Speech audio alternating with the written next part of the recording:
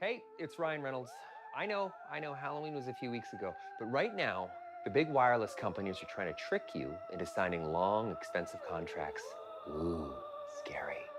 As owner of Mint Mobile, we're not going to do that. No, we're going to treat you to 3 months free service on every plan, even unlimited, less tricking, more treat.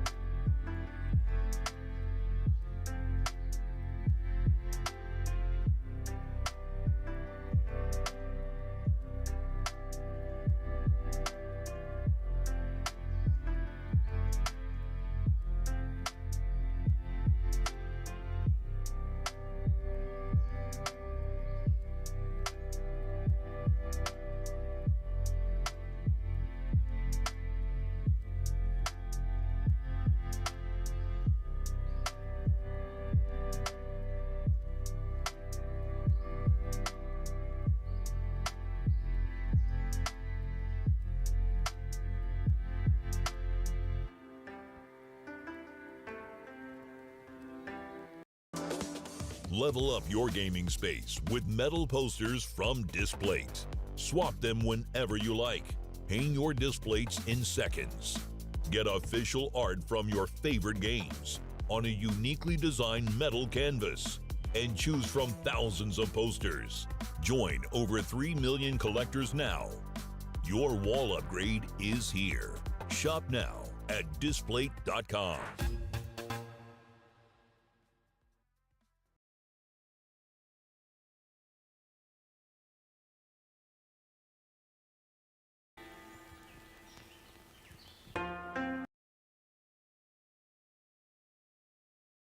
And while I absolutely love it, and we are live, because, well, yeah, it's 4:30. All right, so good evening, ladies and gentlemen, boys and girls, childrens of all ages, and welcome back to Nox Vitalia. First of all, welcome to all the new people that have been picking up our channel because of me endlessly streaming a no-life run on Final Fantasy XIV. Thank you tonight for the Heroes Feast from to Thomas and Pudgy. As always, we love you and we miss you and we can't wait for you to be home. 30 days and counting. We're counting. Yeah, we actually are counting. He's supposed to be back on January 12th is when his flight's supposed to return. Don't forget to message me the details on that so I can come get you. You'll have to message him to make sure in case he doesn't have time to watch. Right? Like, you wouldn't think it, but sake and root beer. Well, there's a lot of things, like, I tried to, like, I got bored over the last year, and, like, just, like, fuck it, this is what I got. I've always been a fan of peanut butter and cheddar. I mean, it makes a great grilled cheese. Oh, it really does. So, like, Hey, I can't judge. Do you know what Elvis's favorite meal was? Our sandwich Peanut butter and banana sandwich. Fried peanut butter and banana sandwich with mayonnaise.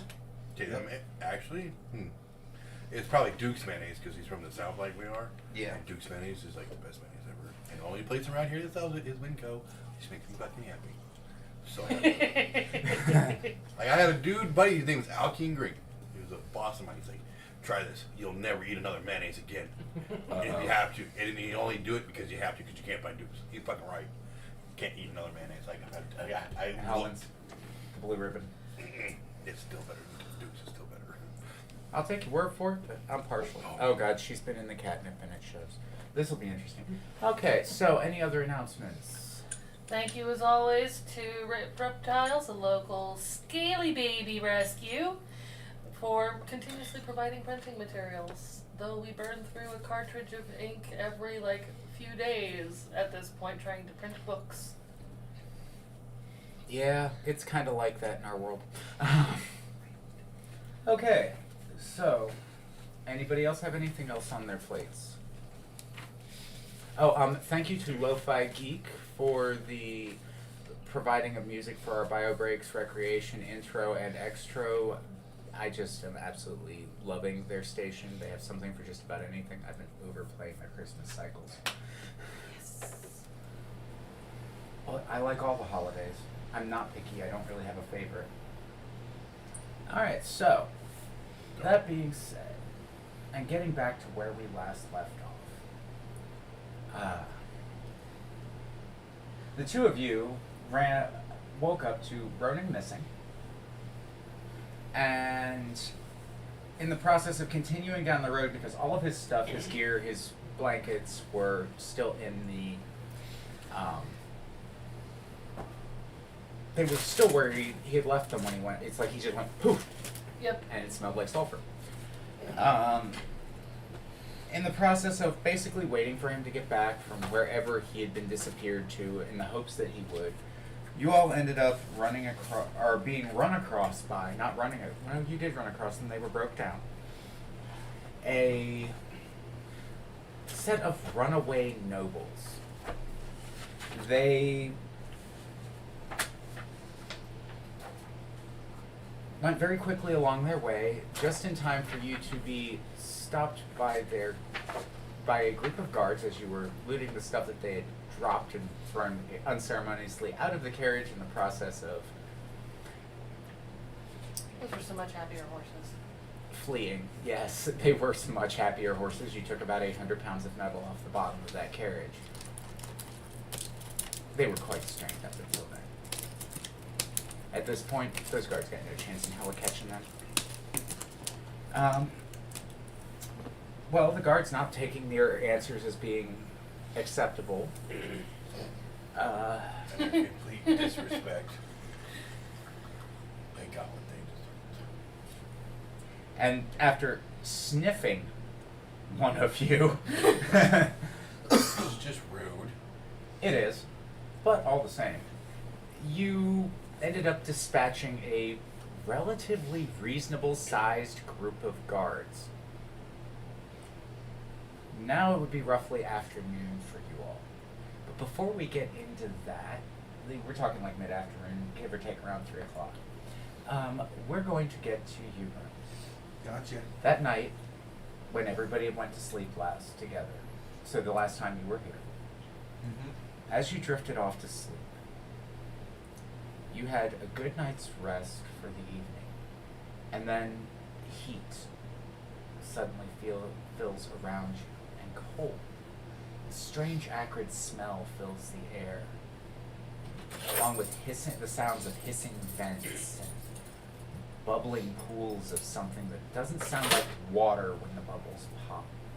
Your eyes are closed, and you feel warmth. The rocks feel sharp under your back.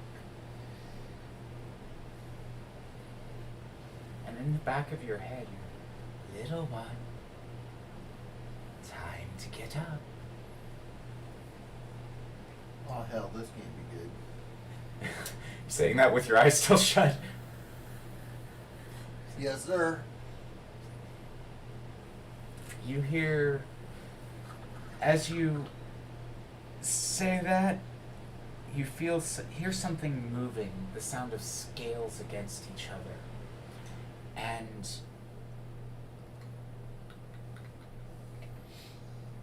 that acrid smell hovers around your head as you hear the voice again.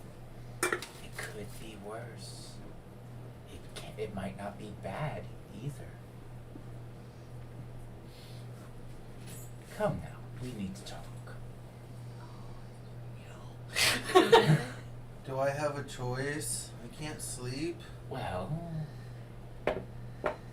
where you're from, it's morning by now. Actually, it's getting to be roughly mid-afternoon. I'm sure your friends would like you back. So the sooner we're over with this, the better. After all, I can't have my paragons running around without the full set now, can I? You say they want me back, but I doubt they will say that.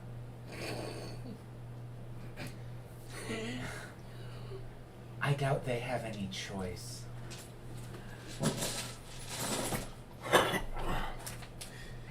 Somewhere off in the nethers of a desert, Kalor just instinctively rolls her eyes. Actually, I want you to go ahead and make we'll go Arcana for this one. Just go ahead and make an Arcana roll for me. Where did I put my bags? I didn't know. Not much. Under my ass. Ooh, they'll get eaten there. Let's see. And what is it? Arcana. Arcana? Hey, I'm proficient in Arcana. Especially now.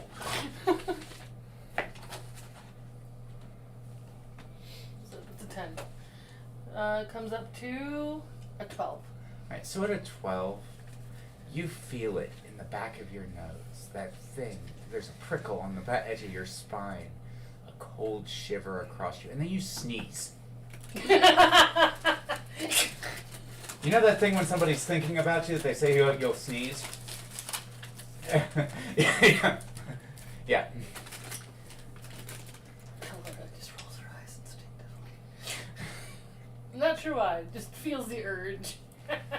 Alright, so back to you, Ronin. Are you going to listen to the entity in front of you? I don't think I have much of a choice. Okay. So, as your eyes open, you are face to face with the mouth of a black dragon. you've at this point recognized this particular head because you've had interactions with it in your dreams and to some degree in person in recent days. Good. Now, I need you to convey a message to your friends. I know where you're headed. The tower, correct? Yes. Good, you're smart enough not to lie. And I abhor liars. I might not be a good entity, but I don't lie. Well, only liars have something to hide. I got nothing to hide, so I lie. Have you ever tried to hide something from a god?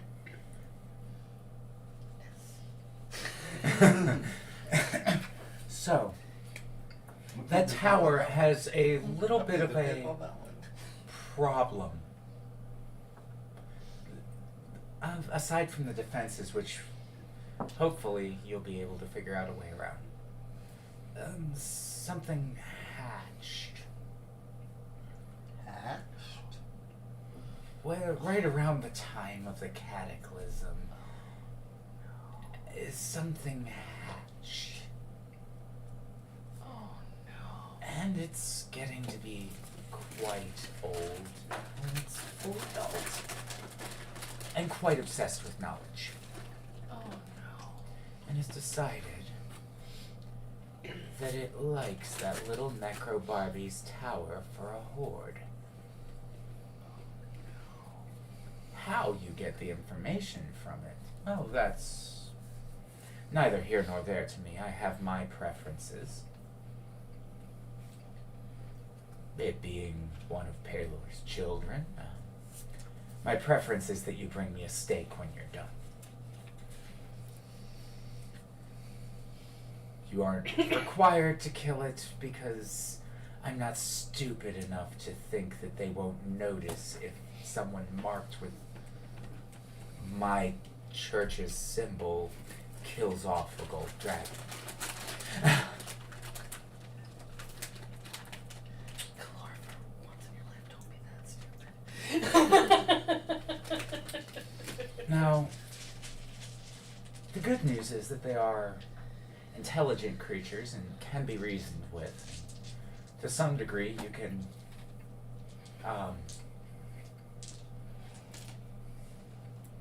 well, you might be able to persuade them to give you what you want. Just keep your real reasons guarded. Okay. Because if it finds out that you're working for me, no matter how good of an individual you or your friends may be,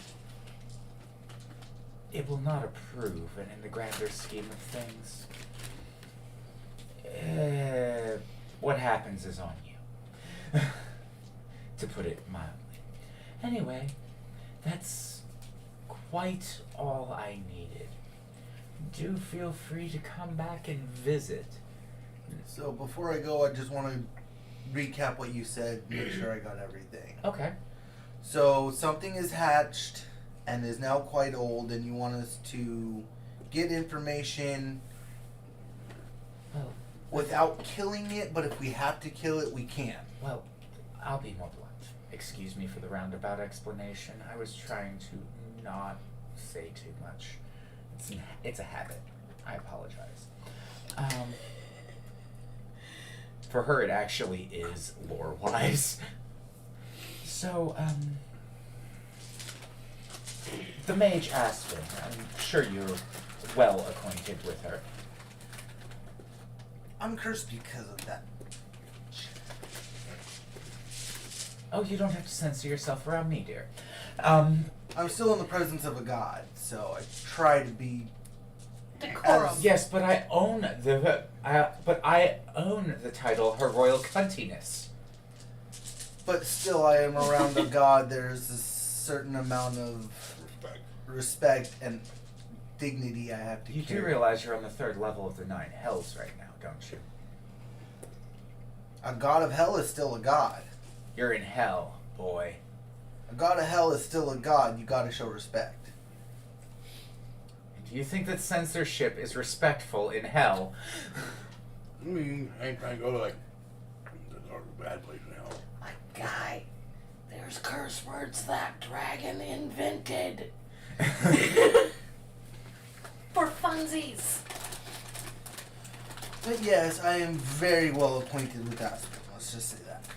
Alright, well, I believe you were with her. You may not remember it. Way back when she first started her escapades. She had a gold dragon's egg she was carrying with her. I believe she got that on one of our adventures. Yes, well, problematically speaking, right before the big boom, she had been doing some research in her tower. God, you don't need to go any further. Put it in It's an Aspen. incubator. You don't need to go any further. It's Aspen. I got you. She's incubating it, as it were. Or was incubating it. It hatched some 2 decades ago, maybe 3. I'm not really sure.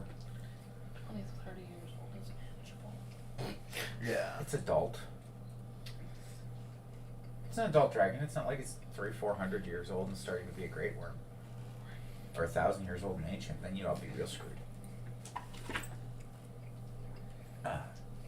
So, if you can convince it to give you the knowledge you seek and access to her tower after you get past the defenses, wonderful. One way or another, I expect you all to come back with any and all information you can on your quarry. Gotcha. I don't think that the wizard herself had acquired books on this particular entity, but the dragon, well, every couple years it'll make a trip into Kastara and go through the book markets and look for oddities, as it were. So, there's a slight chance it might not even be home. I don't keep track on those. It's not one of mine. And I don't really keep track on your quarry. It's as old as I am.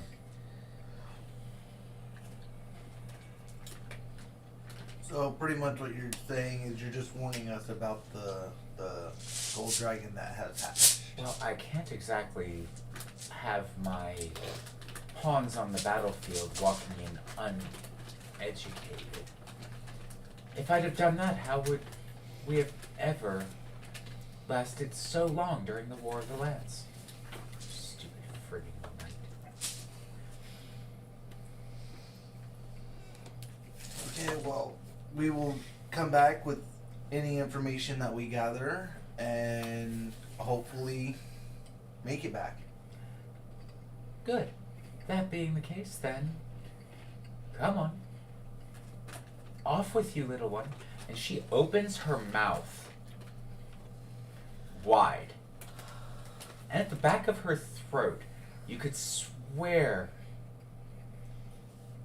the breeze that comes out of her mouth suddenly smells like desert sand. Warm, heated winds.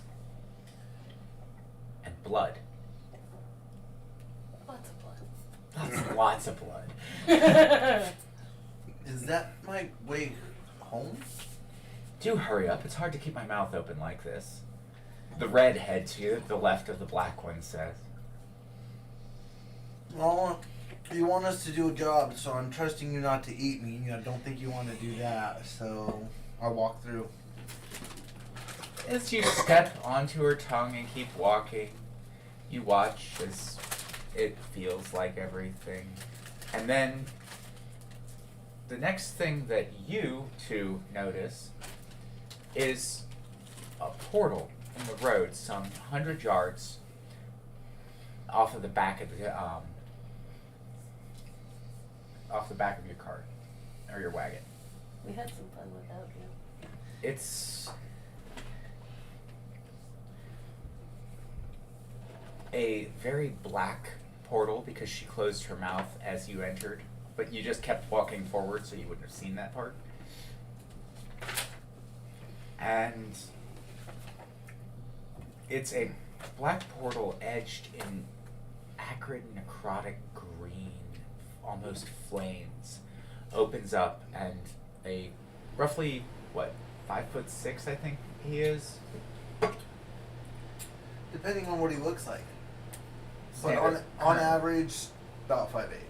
Alright, so there's about a 5'8" humanoid figure, about 100 yards out.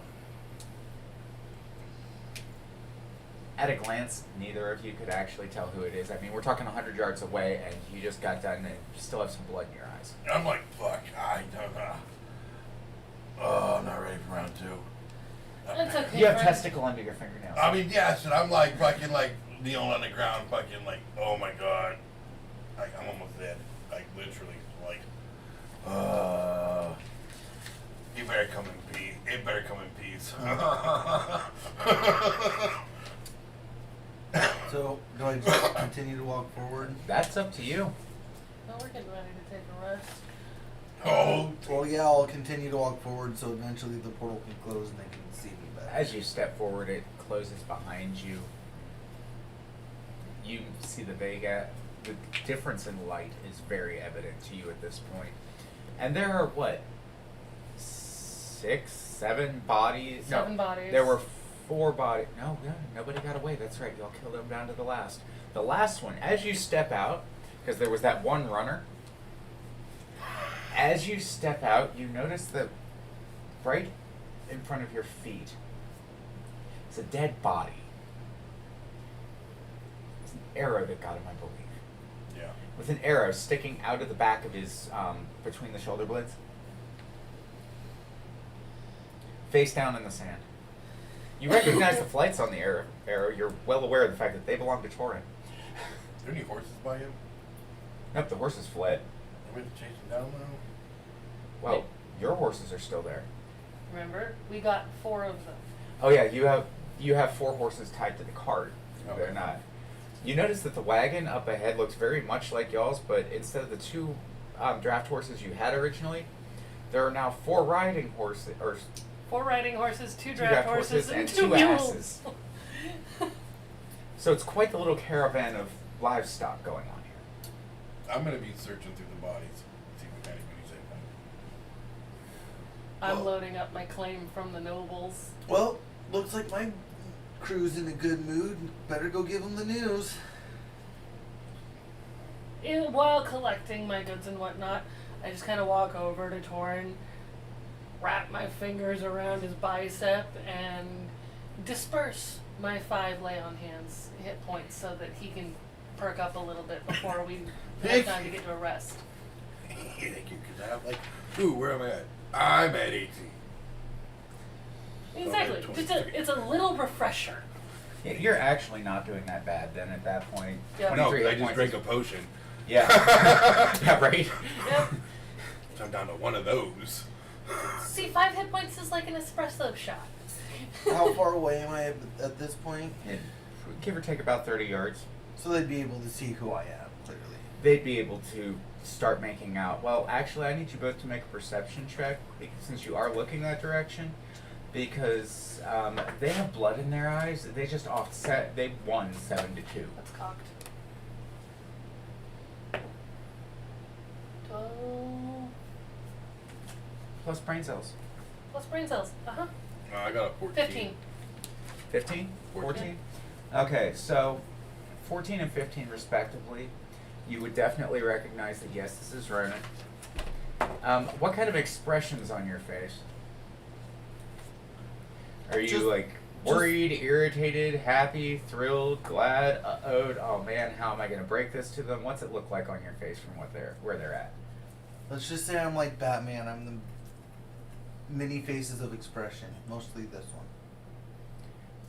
He looks like somebody just told him that he has throat cancer and his best friend died.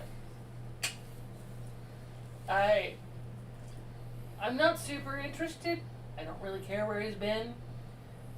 Still not going to disparage him. In fact, when he gets to his spot in the cart, he's going to find that some of the valuable goods that I looted from the nobles have been placed in his area. So, getting to the 6 guards, Not liking you doesn't mean I'm not going to take care of you.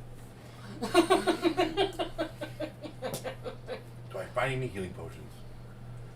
Because I'm rummaging and I'm seriously looking for some of those. You're looking for healing potions specifically. Well, they are nobles, guardsmen. Well, I'm like looking for like whatever I can find, but like I just went through a bunch of mine, so I'm hoping I find some more to replenish what I lost. I get to narrate a cool thing. Sorry. Nothing to apologize.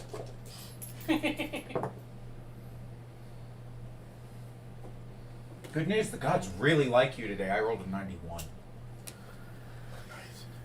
In the course of 6 bodies, you find 5 greater healing potions, 10 lesser healing potions, and a scroll of mass cure wounds. Nice. 9th level. Nice.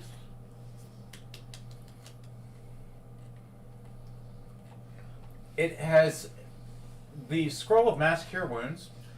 You actually find when you're looting and everything, you look up and you see like the saddlebags.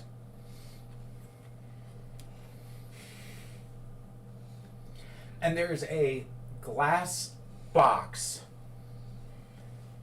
with a little hammer hanging off of it, a crystal box with a little hammer hanging off of it, and a scroll inside. And in common it says emergency, and you're pretty sure in every other language that it's scrolled in bright glowing runic on it, it says emergency use on it. That's what the. It's labeled so well that even Kalora can read it. It's an uh-oh box. Well, I'm grabbing it. That's where the scroll of mass cure wounds is. Okay. I can read it in 4 languages. It's oh shit. I'm fairly smart. Do I for find a any number. unique like weapons? No.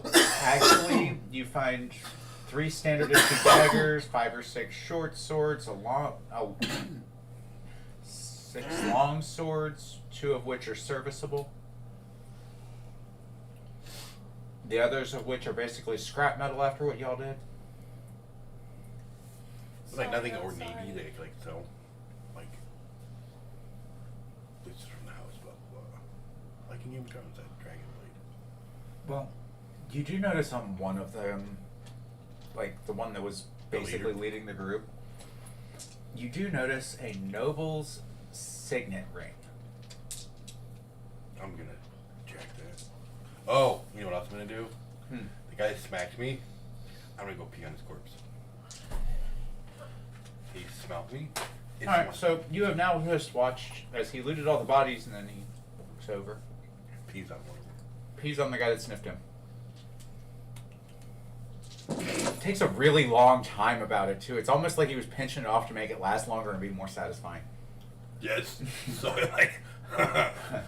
That's amazing. There's maniacal laughter coming from Torin as he pees on this guy. Ah! So instead of a tea bag, is that the water that goes with it? Yes. It is. At Full some point, cup. I sit down and I'm literally just like rubbing a whetstone on my beak.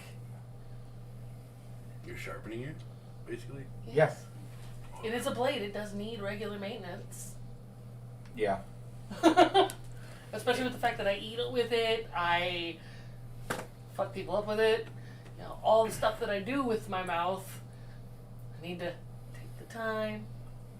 I like to bite doors to see if I can open them. So. Probably when I turn around from doing what I'm doing, I'm gonna see Ronin, right? Mhm. Coming up, like he's close to us now. Yeah. I'm like, oh hey, you missed breakfast.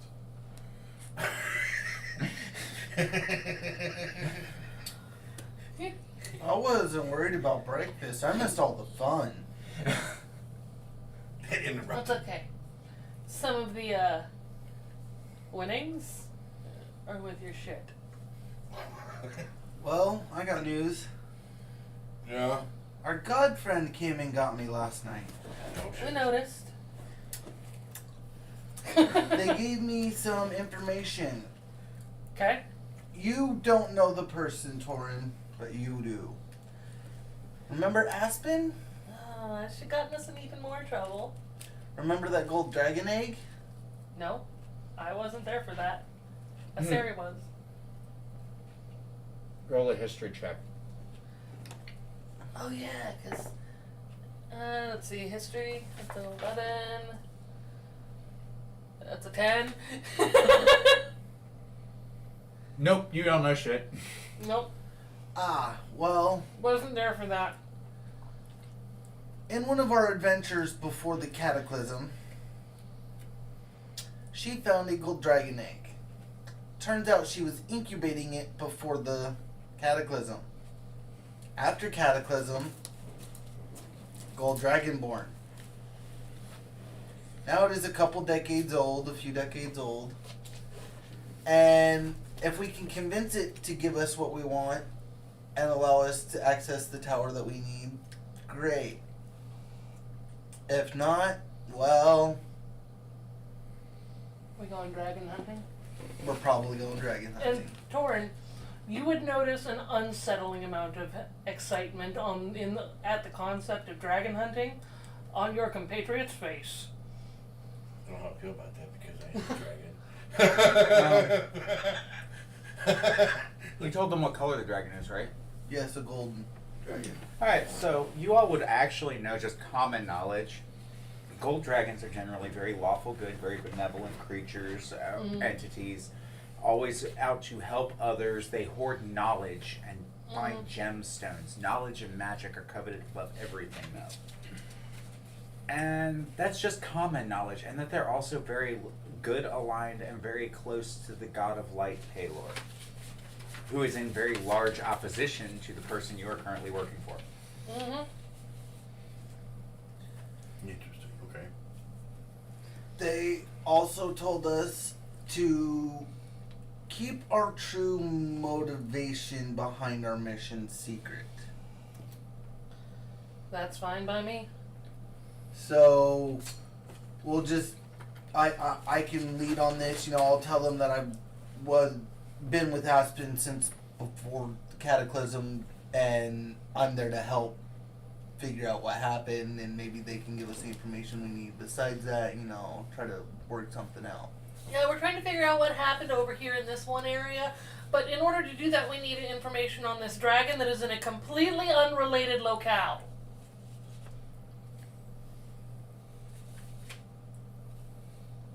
Like I said, we'll think of something. We got plenty of time before we kind of get there. It's just an idea. It's brainstorming at this point. Look, I'm a moron, and I know that one was a bad idea. You don't know what this dragon's gonna think. All I have to do is say I was there, and they might just be like, that might trigger something different in them. I don't know. You never know how someone's gonna react. No, you don't. But I can tell you this, they're smart enough to know when you're lying to them. We're not lying. We're just not telling all of the truth. Deceit by omission is deceit, and a gold dragon will take it as such. How to make a kind-hearted, benevolent creature a big bad. On tonight's Nox Vitalia. And any information that we can get needs to be reported back to God. Well, I figured as much. And that was really about it, but we just need to tread carefully on the rest of this mission. And as you hear the words tread carefully, all of you look around to see bodies laying all over the highway. With royal crests on their cloaks and nice royal insignias emblazoned on their armor, making it so that their armor is basically worthless to you because there's only one way to get that, work for that palace or kill somebody who's palace guard. I didn't do shit. I was talking with the freaking person that's helping us. Yeah, but you would at least recognize that these are people who are serving a royal house that are laying all over the place. But It's like a ditch, right? You're in the middle of a desert. And Yeah, by the way, bro. this does not help our situation. I'm gonna start. They attacked us. To be fair, you were actually impeding them from doing their duty.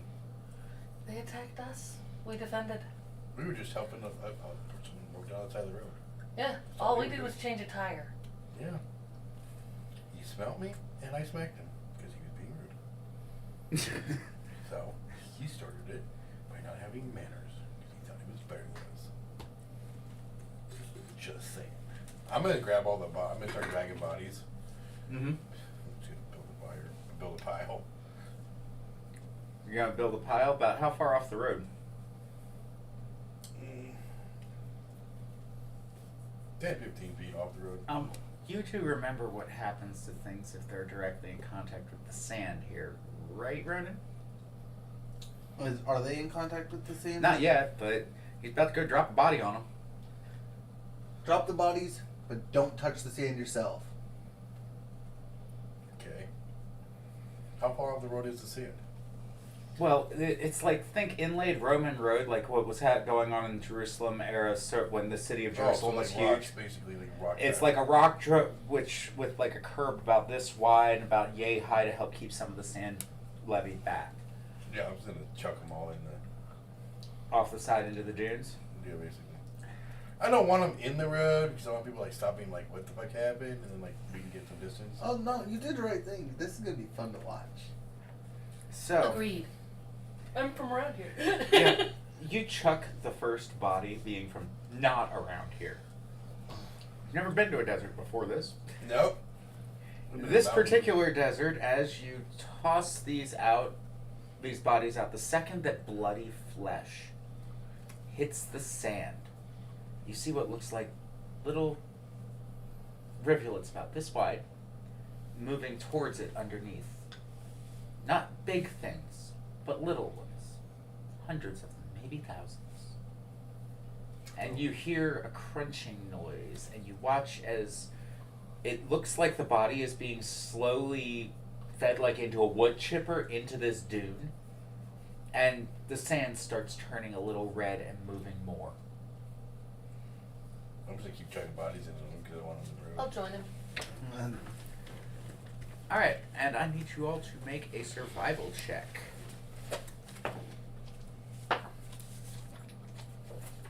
Because I was gonna help too. So survival. It's an 8. 18. 18, and you're a ranger, so that makes perfect sense. Dice. Dirty 20. Alright, so you've seen this go down before, and you already know that the little things that live in this sand actually do just eat anything that makes them smell blood. You recognize the fact that there's not one of you that does not smell like blood right now, and as the last body goes in, you know that they will leave the sand in horde if they can still smell blood in the air. You're about maybe 10 feet from the dunes, as this much of the arm is sticking out. We do need You're to- pretty sure that you smell like prey right now. Yeah, we need And to. piss. You guys need We to gotta get go. cleaned up as soon as possible. But as of right now, we gotta get these bodies dumped, and we gotta go, or else you're gonna be next. Okay. Wait, No shit. everybody, real close. Look, something happened. I don't know how to explain it right. But oh my god. It does occur to you that the bird reached over and healed you earlier, and that's new. And I yoink you really close to me because I'm pretty sure it only works really close to me. And I cast prestidigitation and get the blood off of us and onto the dunes. You actually watch all of the blood fly off of you as magic peels it from your everything. Even the blood that was left on your hands from handling those still quite fresh bodies. That's new. I don't know what happened. Sure, Are we we'll ready to just go? go with that. I don't. This is awkward, and I'm just gonna walk away. Wait. I got something even better. I cast thaumaturgy to throw my voice into the cart. Okay. Look at this! Hey, babe. We're gonna take a rest soon. It's still mid-afternoon. You got some time. And you do have an urge to... You feel a burning sensation in your chest as you think about resting. Well, I'm okay enough. I'm gonna have them guys just get in the cart. Not to mention with Hi, Pudgy! Sorry. Hi, so Pudgy. It's a Pudgeliath. Yeah, there's a Pudgy in the chats. We miss you. We miss you, Pudgy. Pudgy is absolutely worth dealing the conversation momentarily. I'm gonna go get on.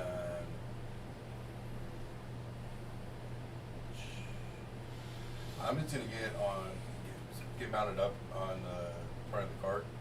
All right. And all the horses, make sure all the horses are secured, give them all water on my way to get on there, and obviously head out. All right. You Torn will take it easy and slow. Climb in the back and get a rest. I get to sleep while driving the horses. Have that whole animal sense thing. No, I have a plan. But right now we need to get back on the road. Yeah, you also don't know how many healing potions he just jacked. Yeah, there's that too. You're unaware this is a character, but yeah. But no, I'm okay enough. Like, we need to get back on the road because this seriously wasted a big chunk of our time. And I'm gonna get on there and tell everybody to get in because you took more damage. You took all that damage too. Yeah, but I soaked it. I'm good. Yeah. Still. Yeah. Over the course of the flight, because flight, as long as I'm not doing anything else, will count as my short rest, and I can use 2 of my hit dice. You want as many of them as you have. Mm-hmm. Yeah, but Oh wait, up to your proficiency bonus, which should be a 3 now. Oh, you can use up to all of them, but I prefer to not blow all my hit dice in one run, particularly in your campaign. That's fair. It really is fair. But yeah, I'm gonna get in, tell everybody to get loaded up. Are you gonna fly ahead, Clora, or are you gonna ride with? I'm flying up above, not ahead. Okay. Keep him watch. Mm-hmm. Alright. So, who's got the short straw tonight? Who gets to roll for the second half of the day? As you pack up and get moving before the creatures beneath the sand start getting hungrier. I just opened a bunch of people. So, out of the 3 of you, which one's rolling for the fate of the day? I did the morning. Okay, so out of the 2 of you, which one of you is rolling for the fate of the day? You want it, Ronin, or do you want to give it to Kalora, or do you want to roll off for it? I want to do it. Alright. D20. D20? Yep. It's a standard D20 table. Okay. I memorized that insanity. I wrote 13. it. Alright, so out of 13, and with the way that your morning is gone,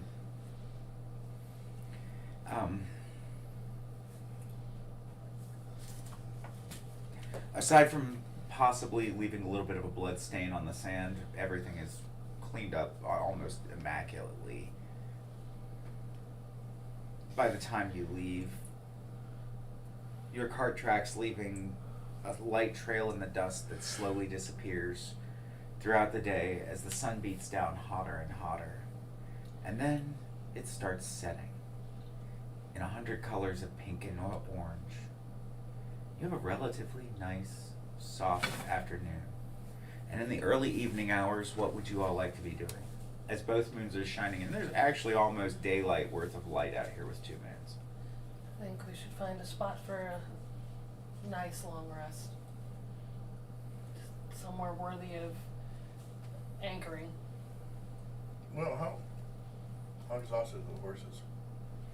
The horses have been going at a relatively reasonable trot most of the day, so they're starting to feel it, but you have enough horses and mules at this point that wagon is no longer much of a hindrance to them. Well, I'm just trying to see if we want Though you might need to get better tack for that number of horses to attach them to a wagon properly. I was just like, we have a ways to go and trying to see how much ground we can cover. About 15 miles a day. We've been out here 2 days. How far do we have to go? We're about 30 miles. Done. You've got about another 8 days. Alright, it's a desert, so there's always things. Do I find a safe place to stop the cart so we're not in the sand?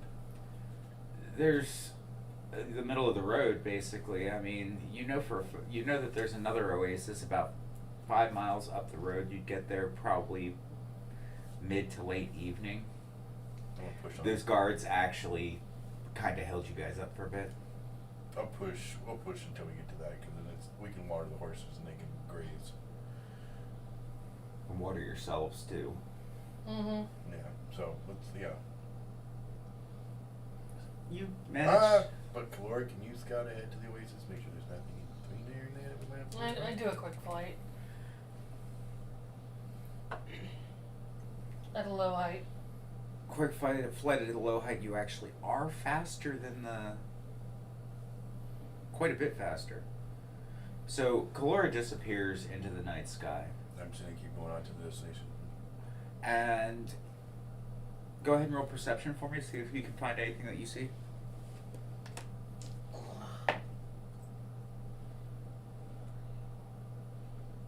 That is an 11 plus 3 is 14. 14.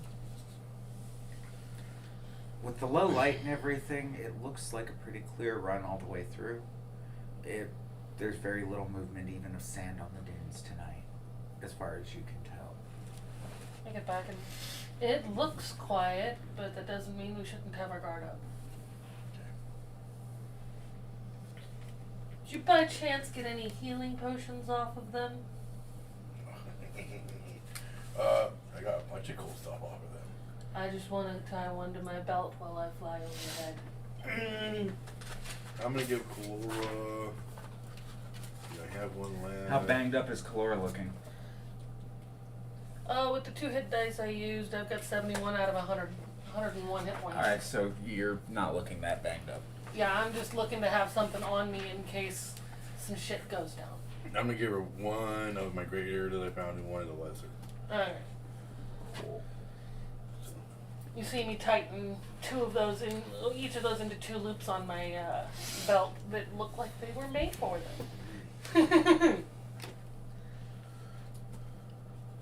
Alright, so we're looking for a particular book because I have to see if something's in it. The monster manual. Oh, hey. Yep, it's over there. Yay! Creatures and such. I had a feeling. You shouldn't. Well, I'm just curious as to whether or not I want you to run into that or not. It has nothing to do with anything else. I've got a feeling. Ooh. Since we have the extra horses, are we gonna burn through more food? Are we gonna have enough? We'll be alright. We'll be alright. Okay. It is dawn that we got 4 more fucking horses. We bought about 3 times as much food as we needed. Okay.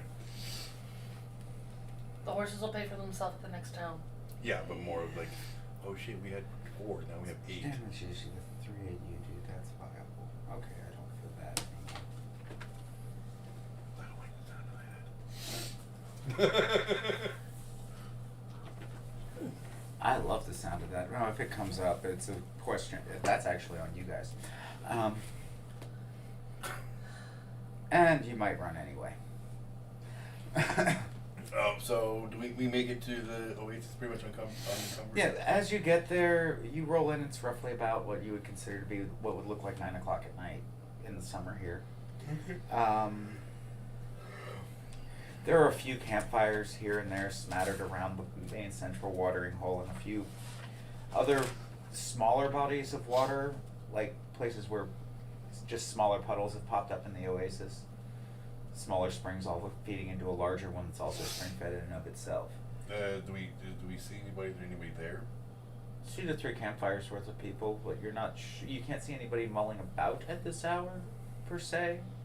As you're coming in, you can see like carts and wagons that would be blocking your view of anybody around a fire, though. I'm gonna go pull the car up next to one of the smaller springs that there's no one around, just to have some I privacy. don't see a ground mark. Just to kind of have more privacy, but also like get the horses, get them all like washed down and cooled off because of the heat of the day, and they've been sweating, so I want to get all that washed down without wasting too much of our own water. Good call. And Ronan, what are you doing as you pull into this darkened camp? As Torrance starts tending to the horses, what are you doing? I was probably napping in the back of that the whole time we were riding, so I'll get a fire going, try to find something to cook over the fire. Well, what do you guys have in your stores? Because unless somebody wants to go night hunting, You guys got anything that I can cook up? I You still have mean, that we meat. have all that But fucking basilisk meat. all that basilisk meat. we make veggies though. Some of it in jerky form, some of it wrapped nicely and put into a closed, tight space. Well, is there any way we could see what we can barter it for some other food things from some of the other people here? Meat for potatoes or some shit. Well, I was thinking we can get it cooking, let people smell it. Then if somebody comes over, we could barter with them That's fine. or something. So how are you preparing this? Are you making steaks? You making kebabs? Probably just steaks. You'd already treated the meat so that it was not poisonous anymore. Mm. Yeah. So I had taken my time with that. Because I was eating her fair share of basilisk. it's actually pretty common in Kastara. It's great curry. And so I'll cook up some of the basilisk steaks. And get a fire going, maybe get some like sleeping area set up for the rest of the group. Is there any trees around? Sparse palms. But is it like, are two of them close enough together? You could technically string up a hammock between two, yes. Well, no, I was looking more like a line to tie the horses to. Oh, you can do that too easily, yeah. Yeah, I'm gonna grab some like rope out of my back, run a line, and as I finish cleaning, washing down the horses, I'm gonna go line them up over there, get some buckets of water and some feed so they can eat on. Finish getting all of them like pretty much cleaned up for the day because they've been sweating and it's not good if they get a lot of salt in their skins and whatnot. That makes sense. So, start doing that. Get them all offloaded so they're all rest from all the weight they've been hauling and carrying. Ooh, saddles. I have all these extra saddles though. Hey, Ronan, do me a favor. Make a sleight of hand check for me, please.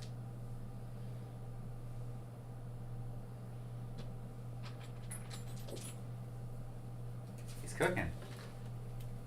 That's intricate handwork right there. You ever tried to saute something and not know how to flip the pan right? Yes. See? You need to have some dexterity. It's a sleight of hand type thing. Well, this is not gonna end well. I got an 8 total. Rolled a 4 and got a +4. Are you proficient in that though? No, I'm I'm not proficient good at in stealth, performance, perception, investigation, deception, arcana, and acrobatics. That was one I had not picked proficiency in yet. That was gonna be next. Crap, okay. He's a rogue, but he's more the con artist, not the thief. He's not the pickpocket. Yeah, I'm the You'll arcane. hand it I'm me. the arcane trickster. I'm the distraction while the pickpocket goes around and robs you. Okay. Sometimes. So, on an 8, we will say that the outside is charred, black, in a few places on fire as it comes off of the flame. But as you cut into it, after the initial quarter inch of crunch. Inside is hot, succulent. The herbs have blended their way down into the meat, and it smells very much like what we would know as a gator steak. Very nice. It was a really thick pepper crust. I didn't even have to cut into it. I sharpened my beak. I'm gonna finish what I'm doing. Sounds like metal breaking through activated charcoal as you bite into it. It'll clean it. Alright, now, your persuasive action was to cook this and have the smell persuade others. So, as you're eating this, this will determine whether you get advantage on the persuasion to get your barter on. Okay. I need you to, as you're eating this, knowing full well how it came out with how you cooked it, let's discuss something here. How are you convincing everybody who's within earshot of you that it's divine? So that they'll want to give you their shit for your shit. This can be a group effort, by the way. I'm gonna cast help. I'm just, or not cast help. I'm gonna use the help action, derp. And Yeah, you don't have guidance yet. not yet, not till level 3. I get 2 cantrips until then, and I pick thaumaturgy and prestidigitation because Kalora. Makes sense to me. But in using the help action, I'm going to eat more vigorously and make gulping and slurping noises. Saying things like, "Oh, fuck yeah." I'm just gonna sit down and eat, and instead of having like a knife and a fork or a bunch of utensils, I'm just gonna pull it apart with my hands and just start eating it to show how tender and how juicy it is. Okay. So as you break it open to tear it, it's kind of like tearing coal to get it to start. But Oh, once yeah. you get it broken open so that you can get to the pink part, you can pretty much use your nails to pluck strands of muscle out of the coal. And it does taste quite good. And Torin, what are you doing to help with this? Are you helping with this, or are you just being quiet and eating it? We would call this a Well, scroll. they started eating them. I made for all the horses and donkeys yet. Oh yeah, that took you maybe 15 minutes while he was cooking it. All right, then yeah. So then I'll be sitting down there eating it.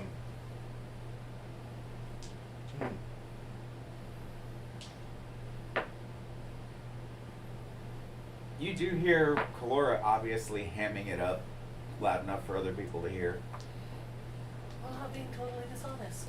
I do really like basilisk. Even charbroiled. Yep. It's a deep charbroil, but it is really good. I mean, you call it charbroil. It's a smoke ring, guys. It's a beautiful smoke ring. It's nice and Properly crunchy cooked. and crispy on the outside. Got a nice caramelization, and it's nice, tender, and juicy on the inside. Well, a bit more than caramelization. You've gone to carbonization, but we'll go there. It's a smoke ring. You guys just got a smoke ring on it. It's beautiful. Properly injected, full of flavor. All right. So go ahead and roll your persuasion. I'll give you advantage on this one. Lower the difficulty a couple of points. Persuasion. Of course, that's one I'm not proficient.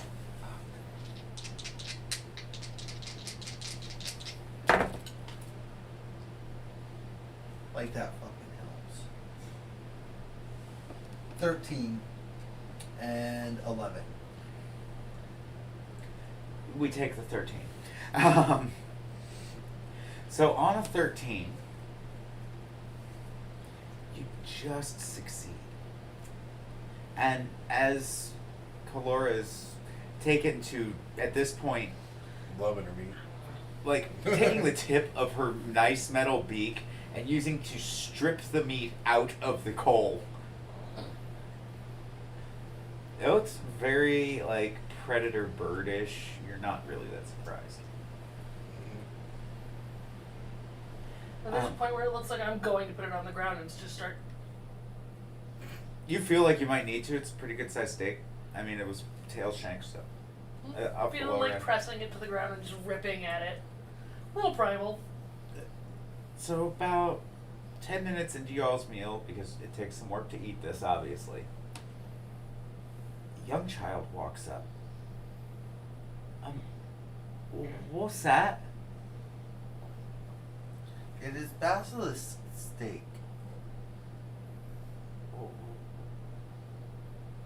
What's a basilisk? A real big lizard. Like a dragon? Smaller than a dragon. Oh, that's good. Yeah. Would you like some? Oh, I'm not supposed to take things from strangers, and they dart off towards one of the other camps. And you hear in the distance, Mommy, Daddy, they're eating lizard. About 5-10 minutes pass. Gentleman looks like he's middle-aged, give or take. Walks by, or comes back through from the same camp. So, we heard you have some kind of lizard meat? The basilisk. How old's your little one?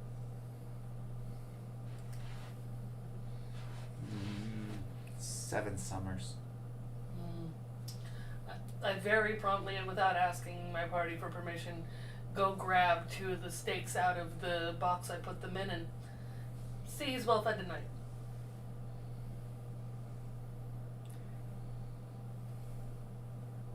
Right, It's basilisk and it's been treated. well, I can smell that. On both counts.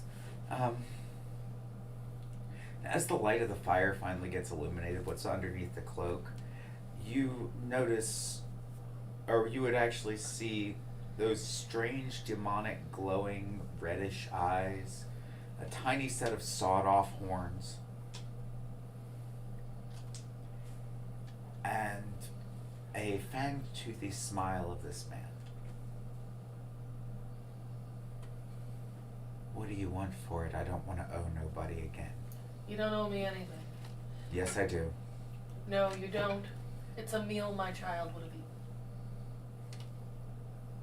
Cocks his head to the side, gets a good look at that mark on your chest, or at least part of it. No, if you do by me, I have to do by you. You serve her. What do you want for it? Get him. You got any fruit and veg? I'm the only obligate carnivore here. Well, we've got some murder bee honey.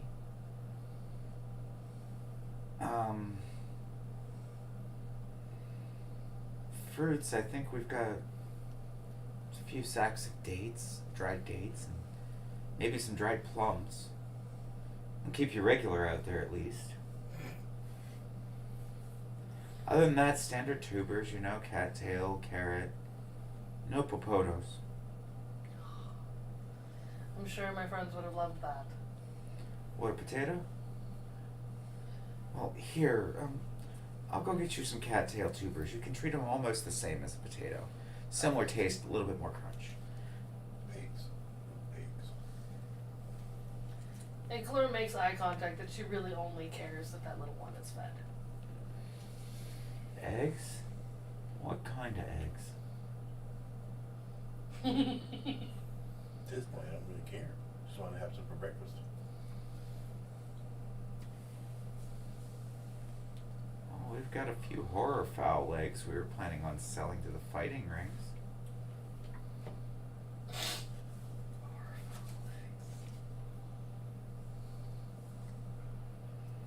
Yeah, you know, 8-foot tall bird, beak bigger than yours, sharper looking than yours, even though yours is metal. Can't really fly, runs faster than any 3 horses combined. Bites through plate mail. Tastes delicious. Kinda resembles a dodo that's hungry. Seriously, horror birds look like a giant dodo with an overly sharpened beak.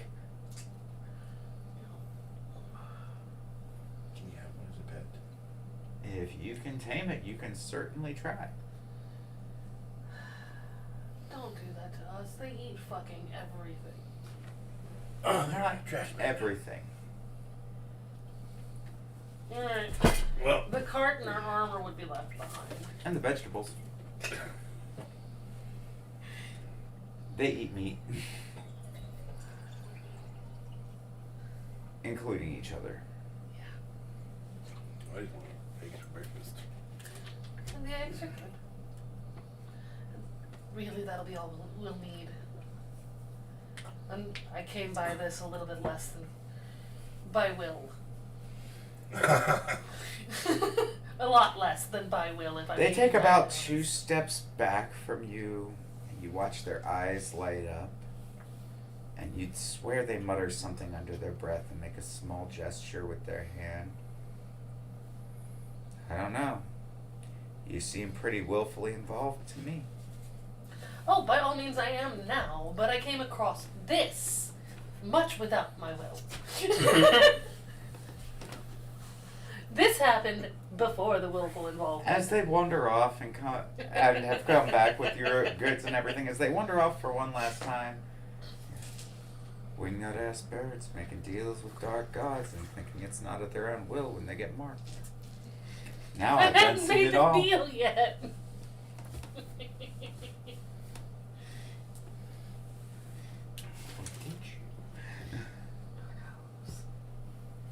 You Time is dreamt weird. about it.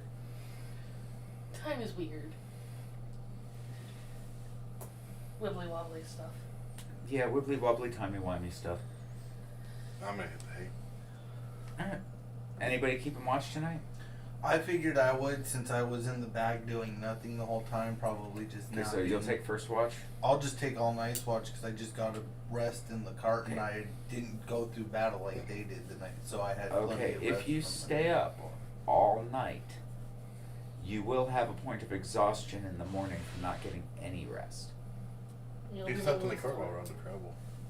He said he was napping in the cart. Yeah, in the cart on the travel, but Like, he literally just woke up while we were. he just woke up. He's been doing all kinds of like work, setting up camp and everything well into the early hours of the night or morning, because it's roughly about midnight by now with everything y'all been doing. Takes a while to cook something. Takes a while to set up a camp, you know. So I'll take first watch and then it's between you two for second. And you can actually run a full 3 watches if you want. I'll take second watch. I want to make sure that Torin gets a full night's sleep before any of us. Okay. So I can be waking up for third watch because then I can get up and get the horses ready for the day. Exactly. Yeah. actually, that's actually a pretty good plan on how to divvy that one out.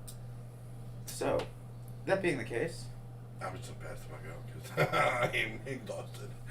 There's no just. I'll find something and just. That's what happened to me. hey, Tori, How well do I sleep? we'll get there. Ronin, you're on first watch. I need you to roll d20, please.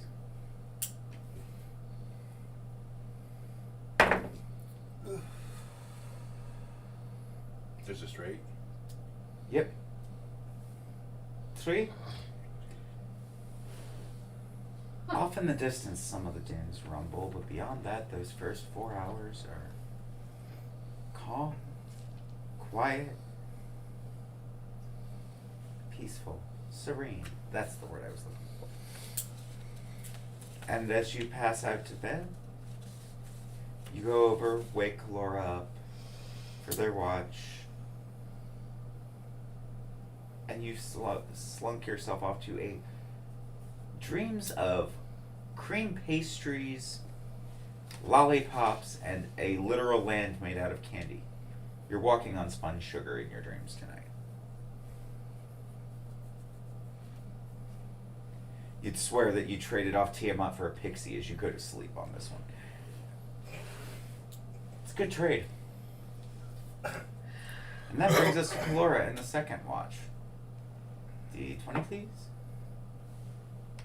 That is a 15. On a 15, everything stays absolutely quiet. You hear a bat go through camp and slam into the side of the cart. Can I get it while it's disoriented on the ground? You can get it. It's not disoriented or on the. It's on the ground though. I go away. I try to get it. So I'm just gonna.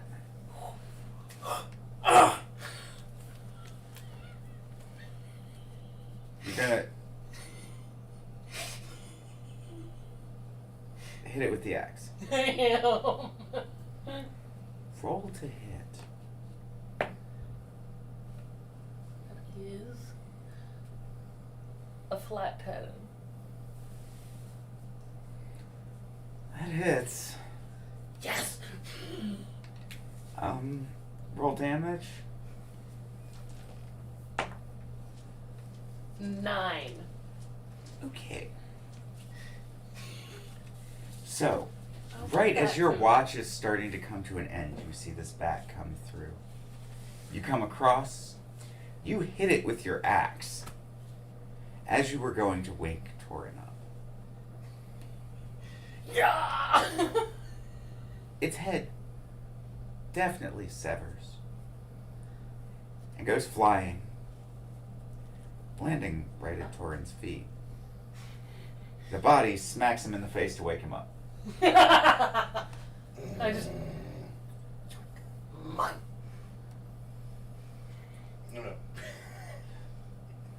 I'm gonna grab it and kind of cock my eye open, like, what the fuck?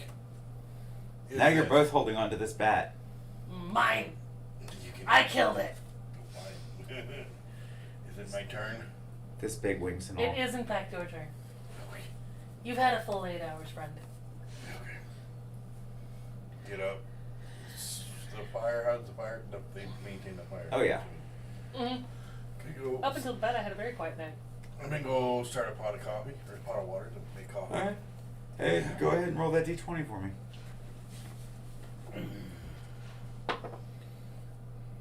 15. Still good. So the answer is no, you all don't get to run into that thing yet. Yeah, I'm gonna, while the water's starting to cook for the coffee, I'm gonna start, to get water, start filling up the feed buckets and the water buckets for all the horses, start getting them all repacked and loaded up while they're sleeping, so when they get up, they're all ready to go. Well, it takes you about 3 hours to get everything going. Saving the coffee and breakfast foods for last for, well, obvious reasons. Well, no, I'll be on my second pot of coffee. Yeah, the first one was yours. Yes. You took last watch. But yeah, by the time they get ready, you should have some eggs and baskets jerky. Right around 5 o'clock in the morning, you all hear a rooster crow. The fuck did he come from? Most likely someone else's camp. Oh, it's quite off in the distance. It kind of sounds like a rooster. There are large numbers of chicken-shaped monsters, Uh-huh. all of which actually crow in the morning, it turns out. Weird. Okay. It is weird. It is weird, but it's totally real. I mean, look how many different chickens there are. Gee, just imagine this. A chicken is nothing more than a smaller T-Rex, which means that at some point or another, a T-Rex went cock-a-doodle-doo. Right? Instead of roaring out. Your logic is so sound on that. Exactly. See, if you can't smile for a second thinking about a T-Rex going cock-a-doodle-doo. The worst case of laryngitis ever. Oh shit. Because it's less a cock-a-doodle-doo and more like a I'm being throttled scream if you've ever heard a rooster. Right? Yes. I mean, but what kind of, just, So like, if they did that, how awkward, and what kind of cruel person would make such a short-armed creature sound like that, too? They were high, and they thought it was funny. Like, first The they same get people who high, invented and psilocybin. they're like, oh my god, that's great. The same person who created the platypus and the echidna, okay? A long-nosed ant-eating porcupine that shoots eggs out its backside is definitely an act of stonerism. Wet in the penis. No, that just proves that they liked mushrooms. Someone really liked mushrooms because me and be like, get a woman in the right position. It's like, come on. So how far away is that creature exactly? You're not really sure. It's further away than you could see. Okay. Not really much of a threat. Because if it was just standing in the road, I was gonna roll No, over and throw a it's dagger at it. it's just a wake up call. As I start to see them waking up, I'm gonna say breakfast is ready. It's over there. Coffee's on. You smell coffee and rehydrated jerky. I mean, like a Can scrambled eggs with like. I prestidigitation coffee into my cup? No. It's beyond the range of the spell. Not you can't do it. You're too. So smart. I can walk up to the fire and do it. Technically.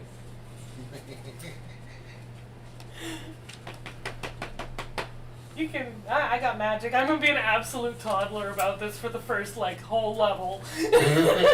Oh, I totally get that.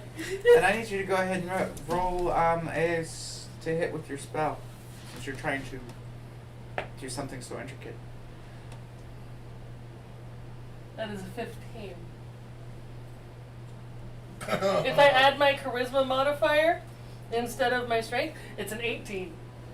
That's actually what you should be adding for because it's a spell. Uh-huh. So,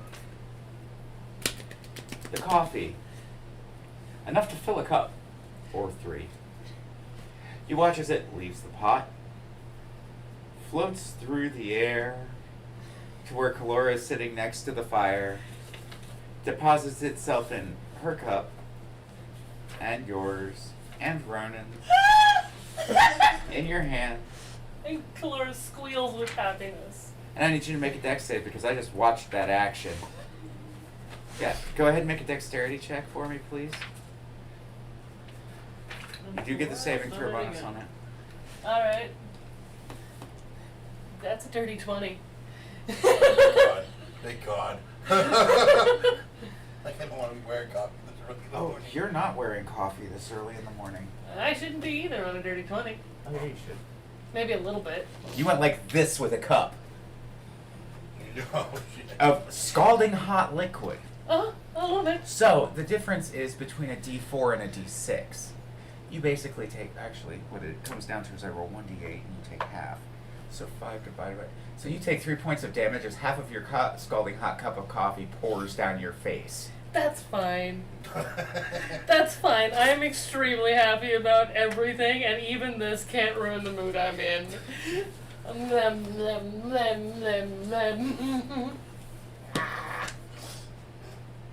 And you nick your tongue on your beak. I'm fine. Tastes like blood. Uh-huh. I'm an obligate carnivore. We're good. Obligate carnivore eating, drinking coffee, so caffeinated carnivore. So you poured my coffee for me? I did. I poured all our coffee for us. See? I got magic too. Maybe I wanted to use my mage hand and do it. It can manipulate objects. I can use mage hand to pour me a cup of coffee. Yeah, but I didn't even have to touch the pot. I don't either. All I have to do is cast mage hand and the mage hand does it. I'm hooking up the horses to the cart and watching these two act like children. Bullshit. I won't pour my own Out of the coffee. corner of your eyes, both of you catch Torin just working on the tack to the horse and keeps on going. I just sip my coffee as I'm bitterly satisfied with it. No. No. I'm not that much of a toddler. No. Are you though? You are. Alright, I'm gonna cast Thaumaturgy and throw my voice right behind one of the horse's ears, going, yeah!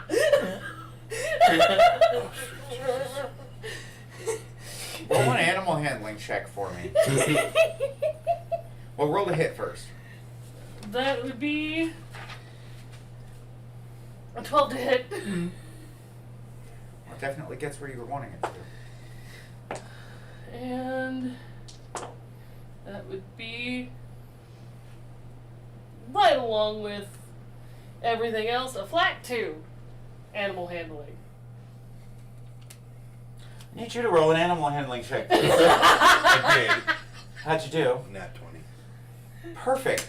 So, the horse jumps and rears, but you catch it, On a 2, you made it sound like the horse's ass was talking.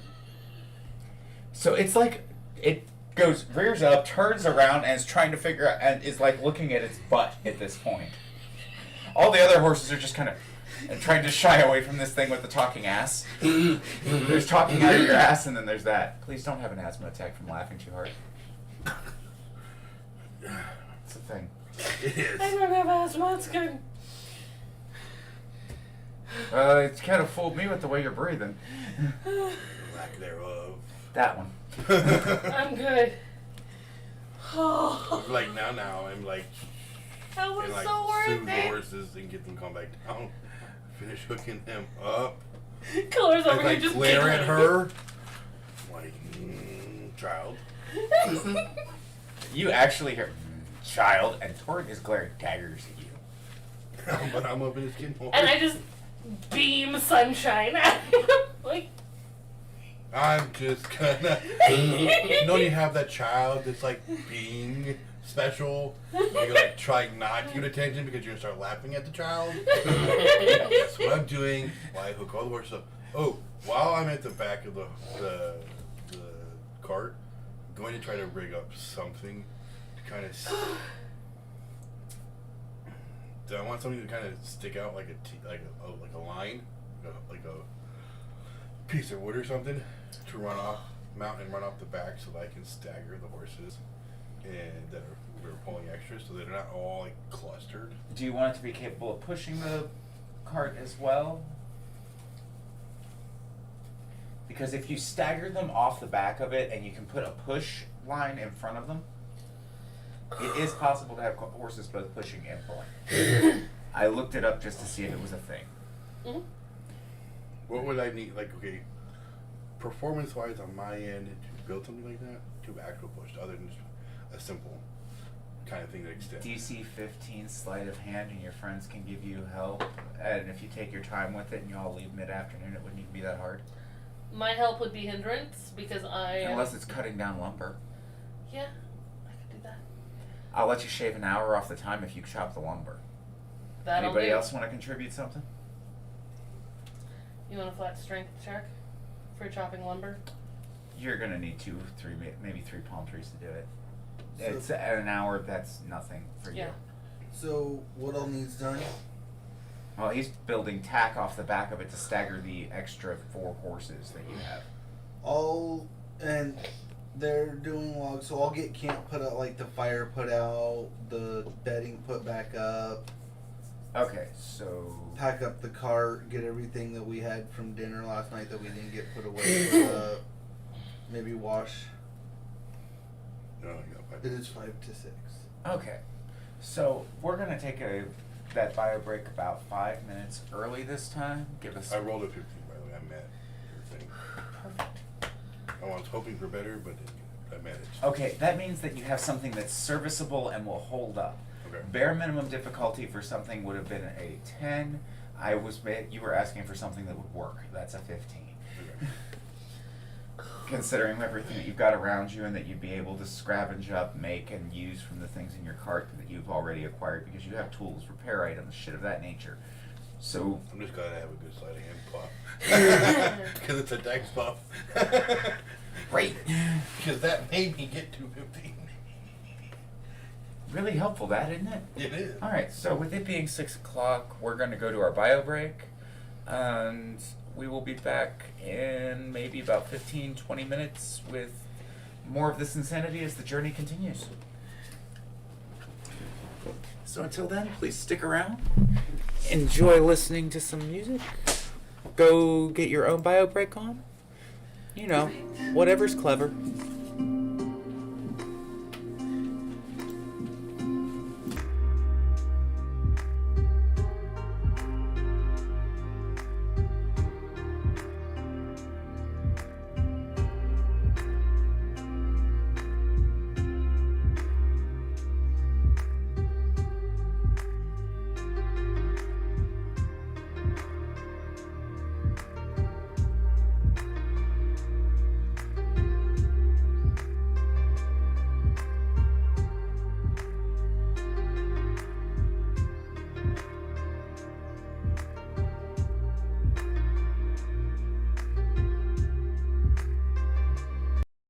it's Ryan Reynolds. As owner of Mint Mobile, my goal is to spend as little as possible on things.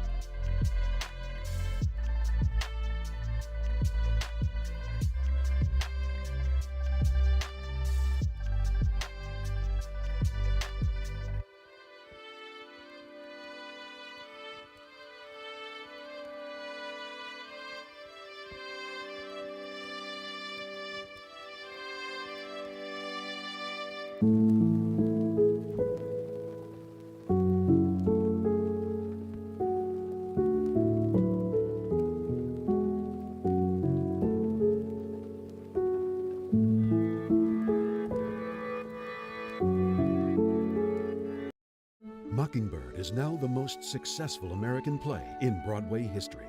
Richard Thomas is Atticus Finch in Harper Lee's To Kill a Mockingbird. Coming to the Holt Center December 1st through 3rd.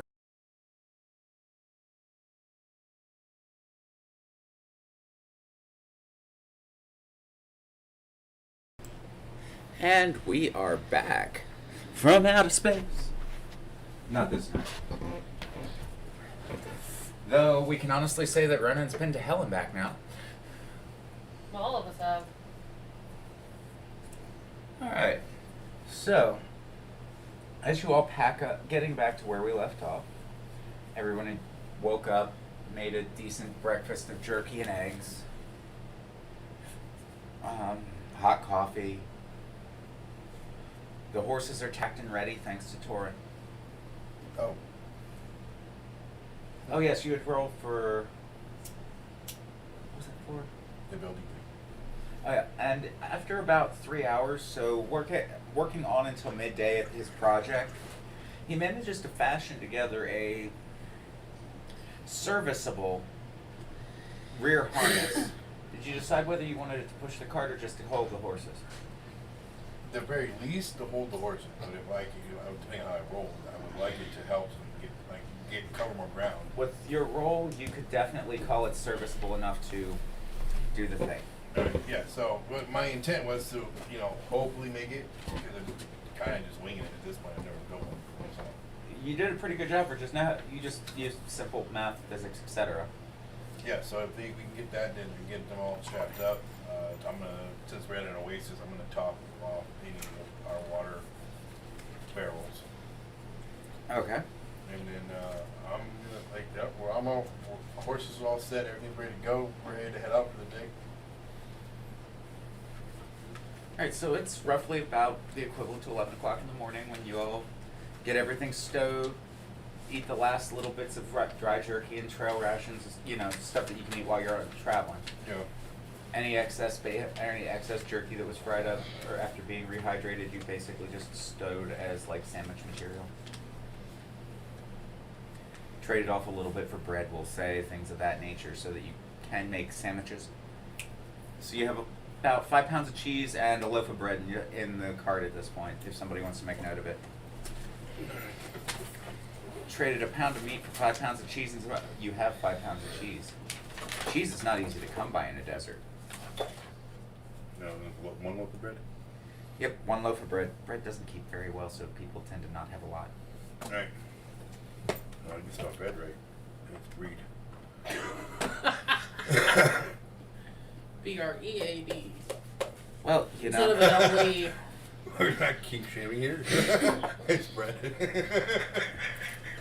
Oh my God. 1 loaf of breed, please. Yes, Daddy.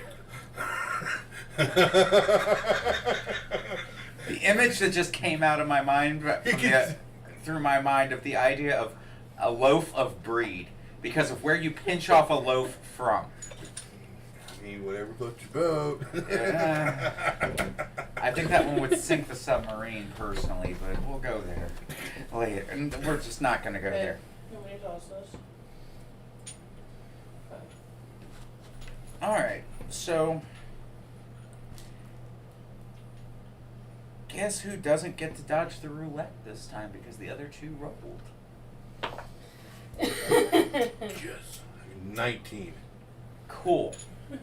So, getting things moving and throughout the day, you notice that as you're leaving where there was a campsite, there's now a very large sinkhole. Ours or someone else's? Someone else's. Who? Anything left? Broken tent poles and some torn cloth. Who? Okay.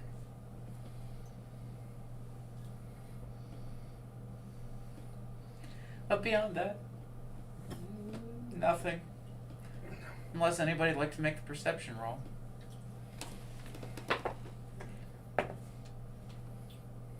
Difficulty I'm finding this is going to be rough. 18.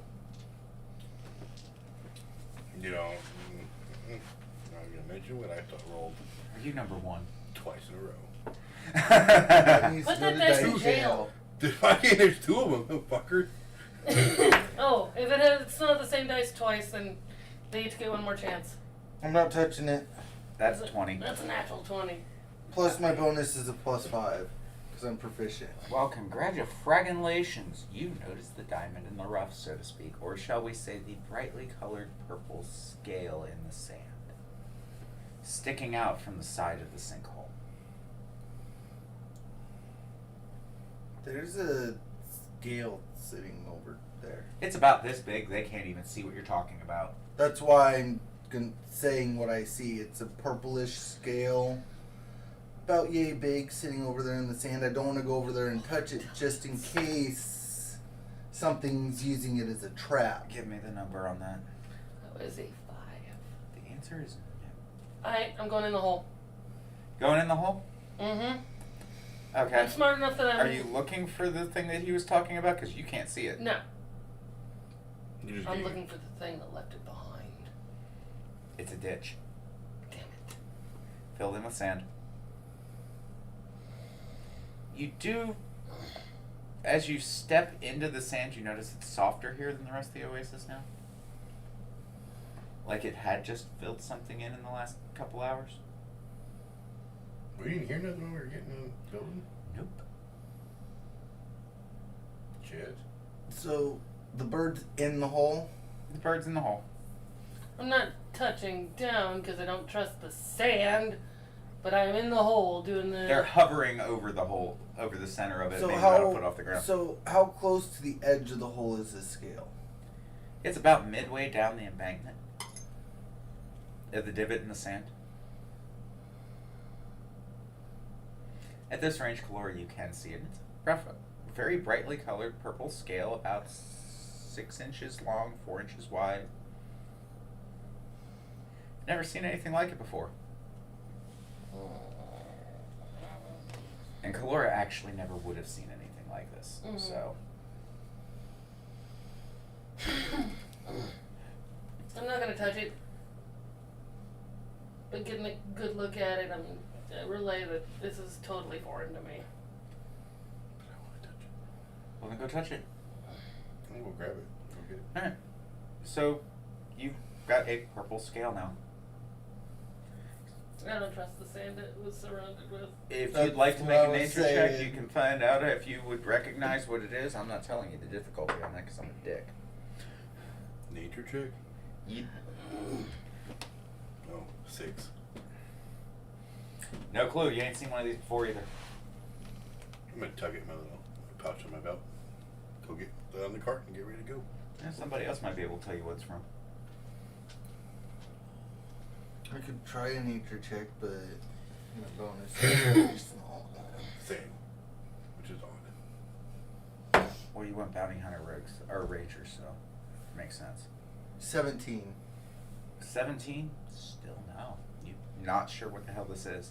I mean, it kind of looks like a dragon scale, but who's ever heard of a purple dragon?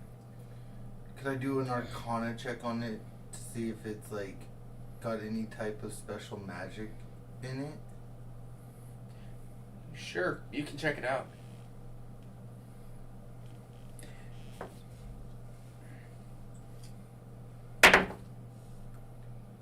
$23.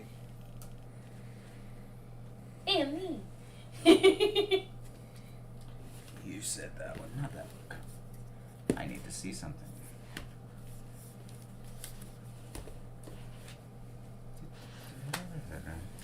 It is a real thing. I didn't just make this one up. So there's that. There's actually about 50 different things with purple scales, though.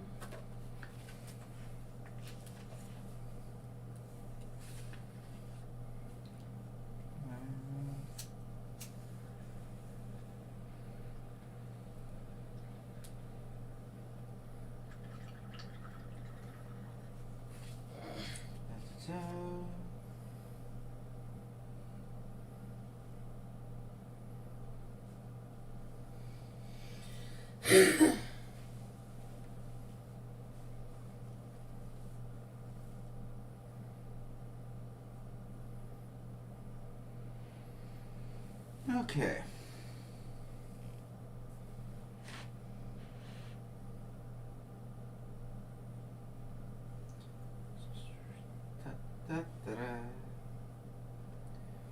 Alright, so you rolled 23 on your Arcana check?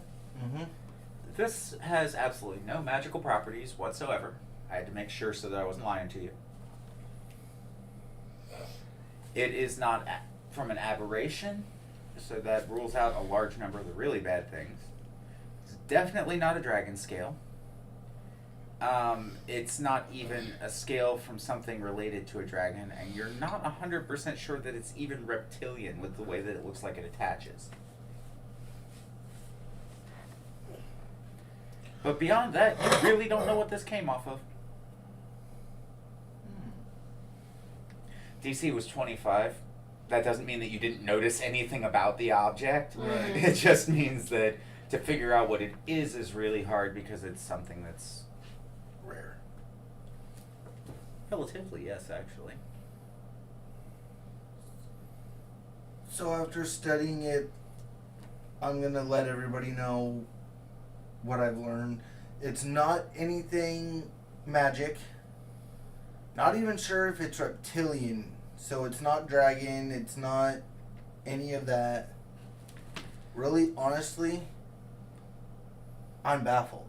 You would notice that it does have a slight coating of slime on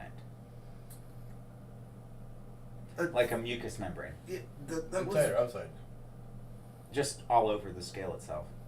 it was making me think like almost like fish-like when you said that it wasn't quite reptilian. You're pretty sure it's not shaped right to be a fish scale either. They're in the desert.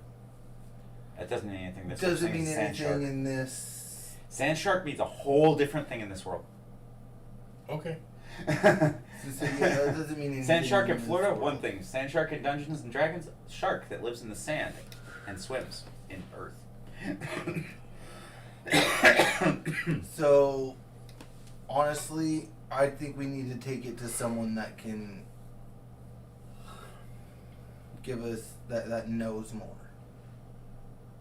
All right. When we get on the road, we won't find anybody because there's nothing on here. I agree. Let's get moving. This oasis is actually, like you just pointed out, very much empty this morning. Apparently, nobody noticed that camp leaving the way that it did, whatever happened. I don't have time to derail myself for another kid.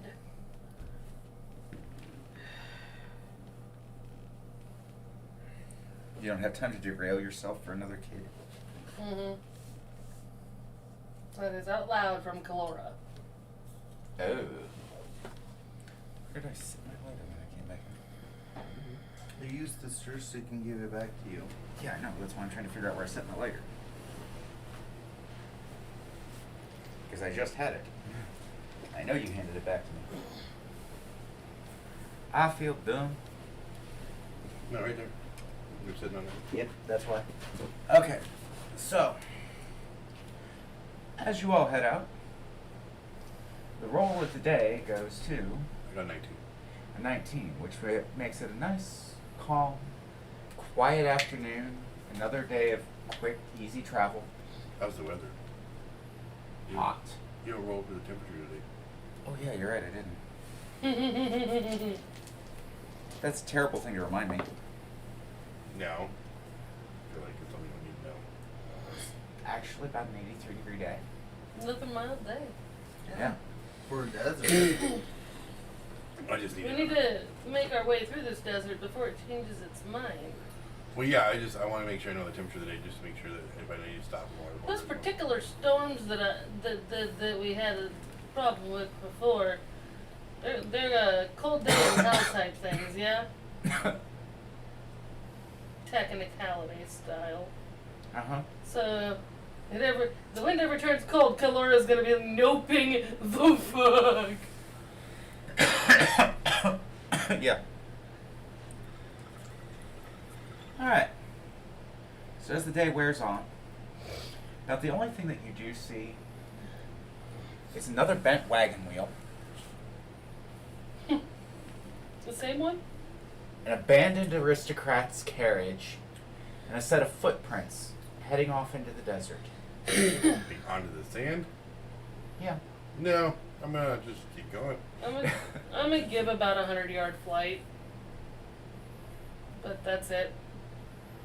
100 yards out? Mm-hmm. Roll perception for me. I want to see if something happens. That would be a no. Really? What was the number? It was an 8. Actually, No. that's enough. Oh no. I just had to make sure you weren't oblivious. Alright. So, as Kalora goes to fly out and investigate where these footprints are going, about 400 yards away, because you're up so you can see further, Mm-hmm. you see the two of them walking across the sand. And the next thing you see, about a 10-foot wide circle opens up underneath of them. A geyser of sand shoots upward, blasting them into the air. A mouth attached to a cylindrical body covered in dark purple scales that looks like nothing more than scales, teeth, and a body. You can't find eyeballs. It's a dune worm. Kinda. Goes flying up, pushes them up into the air, and you watch as it does the whole sandworms from Beetlejuice thing where it twists, the mouth opens, and this is actually far enough out that you all can see this thing from the cart as it goes and crests the dunes. How far out are they? Well, it goes about 60 feet up out of the sand. No, how far away are they from me? About 500 yards. 500 feet. Shit, I couldn't make it. You can technically make the shot. I'm gonna cut myself. Say a prayer. And see if I can catch him. Really Well, small. with your bow, you have a 600-yard range with disadvantage. I'm gonna draw it too. I'm gonna do my little and get my wings for the day.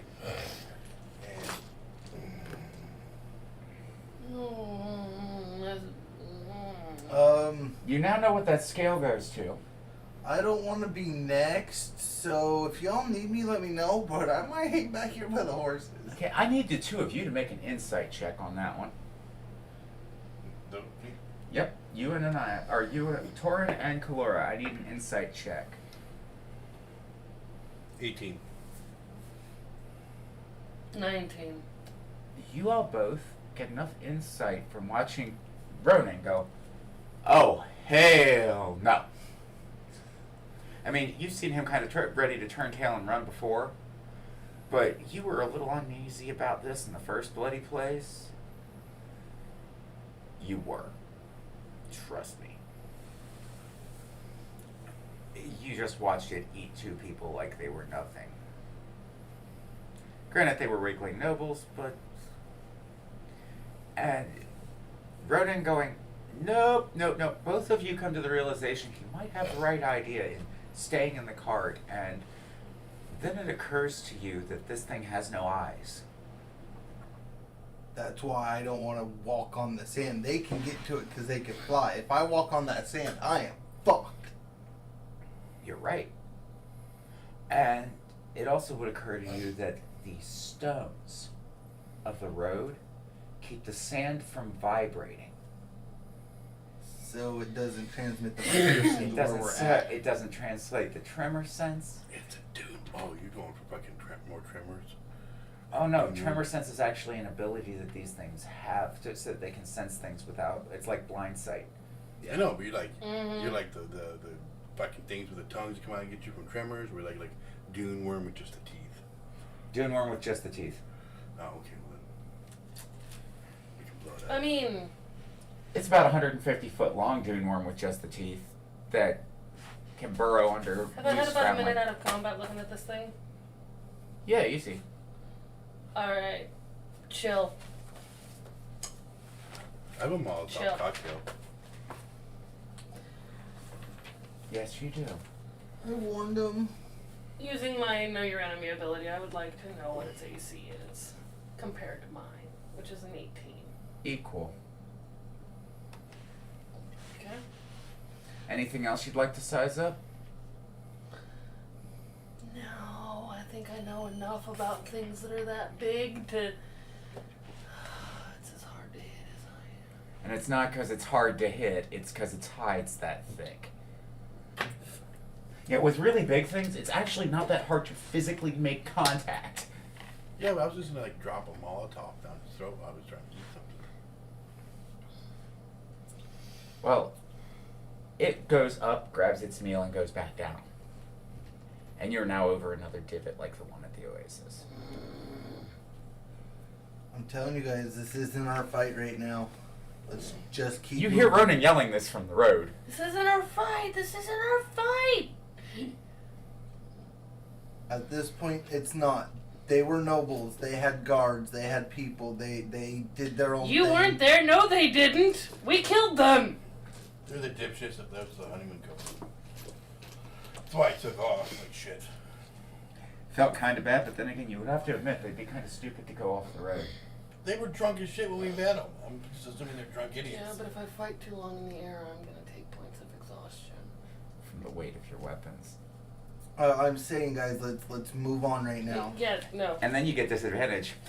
Kalora's actively, like, as a battle master would, assessing the situation of, I could get it to come back up.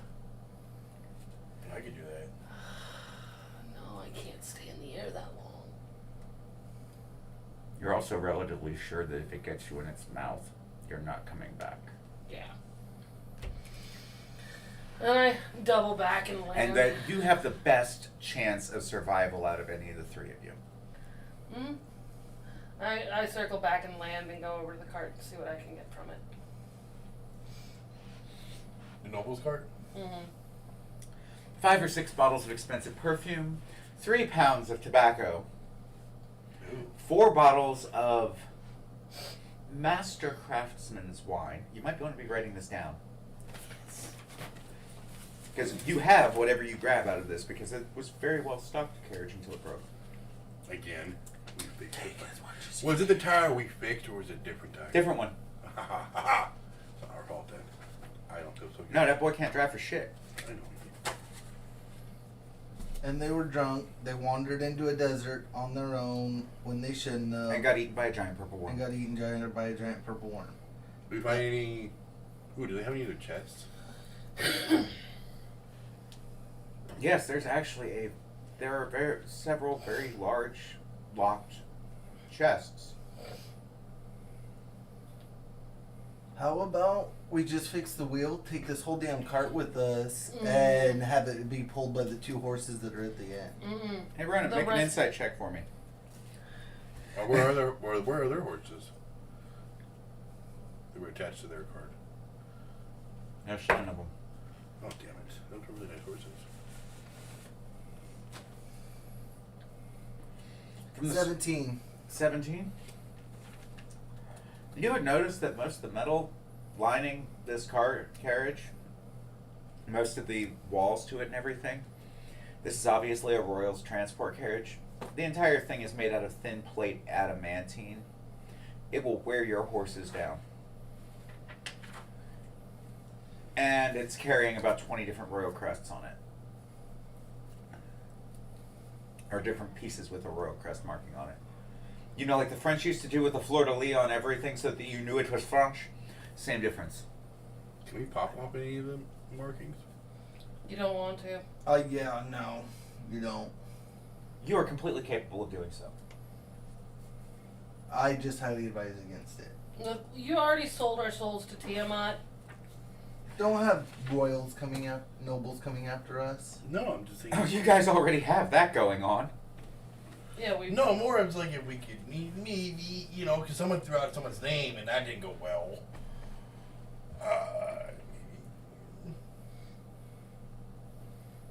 It was the only noble name that I knew. My family's middling class.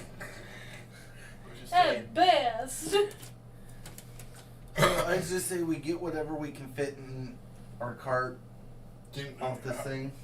Can we break the locks or do we have to pick on the chest? You said locks. You can try either or. before we, I hit a chest repeatedly with my great axe. well, I was gonna say before we do The that. chest or the lock? Lock. Which chest? You've got two that fit underneath each of the... Okay, there's one underneath the buckboard at the top in the front of the carriage. You know, where the coachman would be.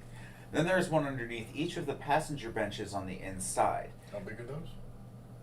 Well, roughly about a foot tall and roughly about 6 feet across. And about 3 feet deep. If you manage to if you pull them out. I would say the one's facing outward on the back end of the cart. So you're going to go for the one on the buckboard? There's actually nothing strapped to the back of this. Alright. You're pretty sure most of that probably got bounced off at some point or another and picked up by other people traveling.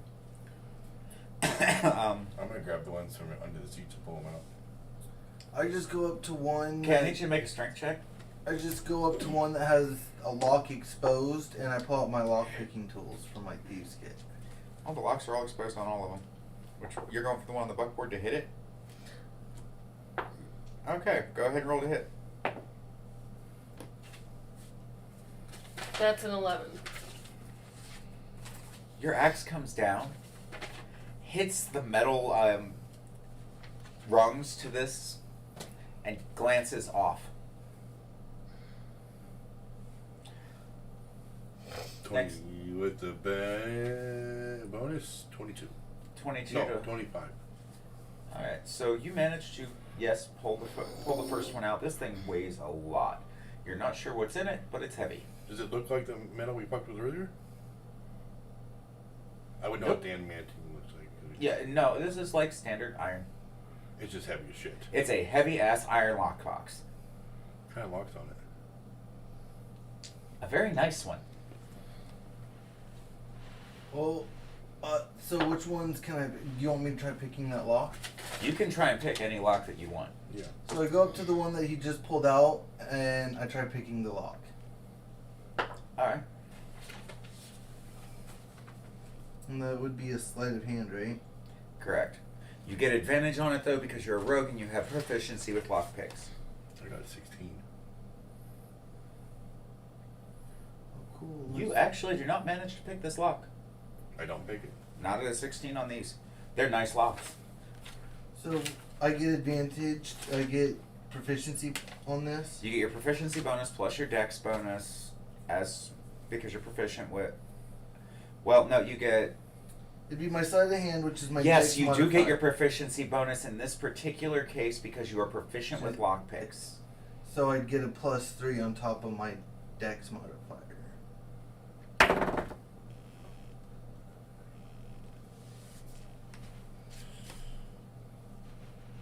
$16. Okay. Need you to roll a D percentile. Roll high. Me? No. Okay, Right. you were just locking eyes with me for a No, second. I was there. thinking. Sorry. Well, hi, friend. So double zeros is One 10. As 100. Yep. 36. Thank God I set that as low as I did. So, as you're going to pick this lock, it almost gets stuck and breaks your pick. But you manage to get it out without any damage to your picks or the lock. Yours was 1 point higher is the only reason you didn't make that roll. So, I hit it again. you're going to hit it again? Roll to hit. That comes up to a 15. That actually hits, so go ahead and roll for damage. You're aiming for the chest or the lock? The lock. And that's 10 points of damage to the lock. As it comes down, you watch as the axe bites into the casing on the locking mechanism itself, right at the crooks. Like, you know where you would want to hit it solidly with an axe? You hit the spot. You hit the sweet spot. It bites halfway through the lock bar on the hook bar and about an inch into the actual casing of the lock itself. Does not open. I hit it again. Roll to hit again. hate me if you nat one this. And that's a dirty 20. On a dirty 20, the second one will come down with little to no effort. The lock pops open. It's now hanging there on the latch. I'm going to try to pick lock again. I rolled a 19, but my modifier is 22. It takes you about 15 minutes of really fucking with it, sweating in the hot sun, but you manage to pop your lock, and there's one lock left. You gotta try again? Yeah. Is that die treating you right? Yeah, this has been the one that's been doing the best. I haven't gotten really lower than a 7 on it. Well, at least you're not gonna crit fail.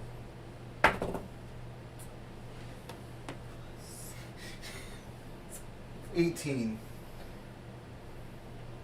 Alright, so at an 18,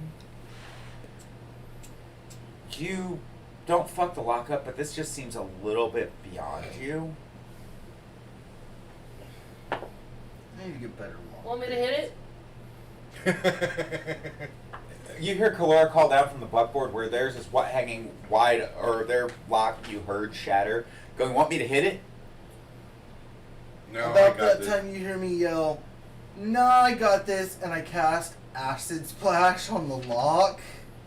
Okay, roll to hit. If this doesn't work, you're gonna need to hit it. Right? Fuck. Because that's plus my attack bonus, right? Spell attack I, rolled bonus. I was going to try to pick it, 16. and I got a 20 point. It's a 16 to hit on the acid splash. It hits. AC's 15 on this. Nice. Nice. It's a small object, Mm. and it's made out of metal. That's what I was thinking. It's like, no, it done pissed me off. I won't let me go in the finesse way. I'm just gonna brute it open. Alright, My so roll bad. for damage, please. And on Acid Splash Acid is Splash, yes. Okay. I was just making sure you weren't burning a spell slot. Should be... Acid Splash. I got 'em. I got some of them saved, so let me look. In the meantime, I open my chest.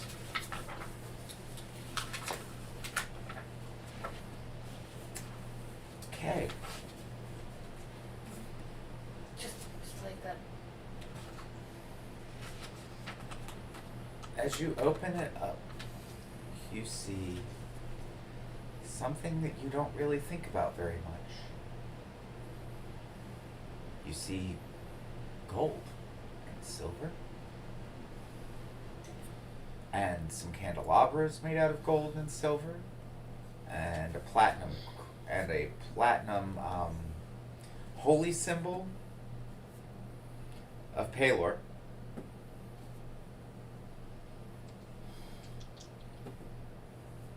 Alright. Do I see that? No, you're down working on the other locks. You've got a different box. This is what was under the buckboards.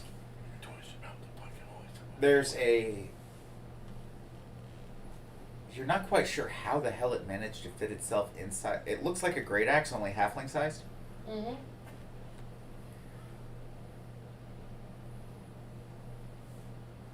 Beyond that, there's probably about 1,000 gold in the bottom, gold, silver, and copper coins in the bottom of this. You're not sure what the amounts are at present. Alright, I start bagging them up. How much of each do I get? We'll talk about that when I get there. Alright. I hadn't rolled that part out yet. So, since it's an inanimate object, does it still get its dex save? It has no dexterity save. That's what I thought. So it's just... It's an auto hit if you hit the armor class. Yeah, and I did. So it's 1d6 acid damage. Oh no, at 5th level it's 2d6. Okay. And then 3d6 at 11. So where we're at it'd be 2d6, which Well, no, is... that's what level you're casting at. Yeah. It's a cantrip. It goes off of his level. It goes off of my... Yeah, since it's Okay. cantrip, it goes off of No, my level. Cantrips go off of your level, not what level you're casting them at. 'Cause it just Firebolt says goes up in damage as you get bigger. Same with when Eldritch you Blast. reach 5th level, 11th level, and Okay, 17th that's level. the wording I was looking for. Yeah, the spell's damage increases by 1d6 when you reach 5th level, 2d6, 11th level is 3d6, and 17th level is 4d6. Alright. So that's 7 points of damage. The acid starts bubbling on the lock and seeps into it. You are no longer comfortable with the idea of putting a lockpick into that damn thing? But if I'm quick enough, could I get it open? Lockpicks standardly have exactly 2 hit points to them. You're going to be putting them into a puddle of corrosive liquid that will do 6 damage to them per round. The answer, you suddenly do not feel good about putting those lockpicks in there? Just let the acid do its job. We'll be okay. I'm going to open my chest while I watch that one cook. The smell from it cooking is really bad. Have you ever smelled metal being burnt up by Mike, acid? I can hold mine out, and I'm going to go. Alright, so underneath yours, you find a quiver of strange-looking arrows. Most of what seems to be in this one is silver pieces. There's an ornate-looking mask, like a Mardi Gras type mask, at least as far as you can tell, with gemstones in it. And there's a skull tucked into the bottom corner, completely plated in gold. Its eyes and its teeth have been set with 2 very large rubies and gemstones in each of the teeth. It gives you a very eerie feeling to look at it.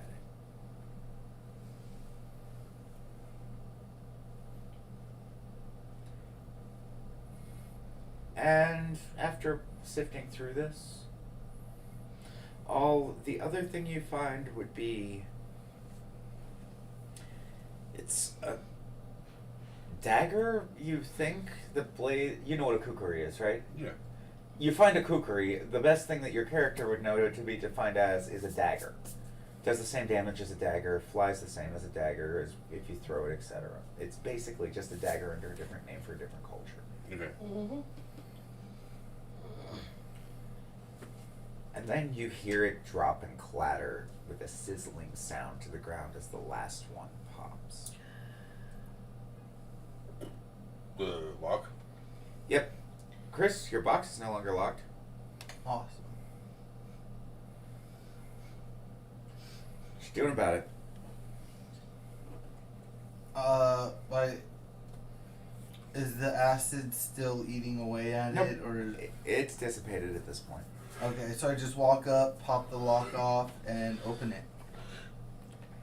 Alright. So, as you look inside, you find several very old books with very strange markings and writing on them, as well as some odd parts, like a clear mesh bag full of very large platinum, coins. You can easily count that there are 100 of these. Each of them counts for 10 platinum. They're big enough. So, clear mesh bags, like 100 bags. It is a bag Clear mesh bag. with 100 10 platinum discs worth 10 platinum each. 10. The weight alone would tell you that much. You're a rogue. You would be able to appraise that on sight. Yeah. Beyond that, there are some jars with strangely preserved things in them. You're pretty sure they're flesh, but some of the liquids are clouded. You're not sure what they would have come off of. I'll trade you all the silver in mine for that stuff. There's a squiggly spooch in there. I'm a rogue. You think I'm an idiot? You got old books. I have a treasure fucking full of check. Fucking, have you looked in mine? There's like silver and a weird looking skull with rubies in it. Be like, you can keep the platinum. I just want the books and weird shit. That's what I want. But the platinum's just a bonus. Okay, I'm just making an offer. How many old books? 5 5. ancient old. books. Yeah. Some of the covers look relatively new, just odd. One or two of them, you're not sure what kind of leather they bound it in. No, it's not human. We just don't tan well. No, it's fact. Humans are really hard to make leather out of. I looked into it. No, But they could be skin Actually, books made out of some other creature, possibly? Well, leather always comes from a creature unless it's banana leather, and they don't know how to make that here. We're talking like, you know, what is that book called? Well, the one from Evil Dead. Evil Dead was the Necronomicon. Yeah, the Necronomicon. Well, no, just... Dude, you open that open that book and you let me fucking shit. That's what it made me think of. I was watching this show, and these people found out that they had skin books in their attic that had all that was the diary of a serial killer in Germany, and the skin was made out of his skin after he died, and so he was haunting the place. And this was a real life story where this Russian or German serial killer turned himself into a book. They're called skin books. Okay, that's somebody who's twisted if they skin the fucking leather off of themselves to do that shit. No, it happened after they died. They put it in their will that after they die, their skin is to be used as leather for their memoirs. That's just twisted. Yeah, they're called skin books. They're weird. Good, to say the least. I'm gonna grab the skull, the dagger, the quiver, and a bag full of silver. I'm gonna loot the rest. And what else did I get? What was the random stuff? Jars full of stuff. Jars full of Flesh. animal parts.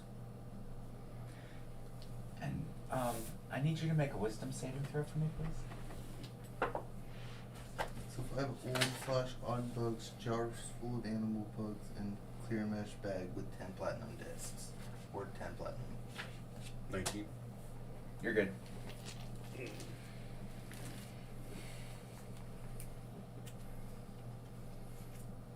And thank you. That's cool. Yeah, about that. We'll see how much you hate me later. Alright. You forget me? Yeah. We're pretty much done raiding the cart. Yeah, there's the bottles of perfume. I mean, you could definitely pick up a few yards of silks. There's a couple of really nice ladies' dresses. Some nice men's formal wear like nobles' attire and things like that. We're talking like satins and silks. Yeah, but they'd probably fit him because it's not going to fit me. He was smaller than I was. Who cares? We can take it and sell it. I don't want to. I mean, the wine, yeah. Like, we can take what we can. I think Laura already grabbed all their booze. Yeah, but that other It's than that, already in the cart. So what did you grab? I got 3 bottles of nice perfume, 4 casks of Mastercraft wine, and 3 pounds of tobacco. Out of the 4? Mm-hmm. Okay. I had to leave something behind. Right, we didn't want to look like we were trying to be greedy. I left a bunch of silver. You guys did Have good. I I took finished? everything. Let me know when I've finished counting the gold, silver, and copper that I'm putting into my bag. I've been broke for a minute. So 290 gold. Okay. 1,000 silver. 710 copper. I'm not broke no mo.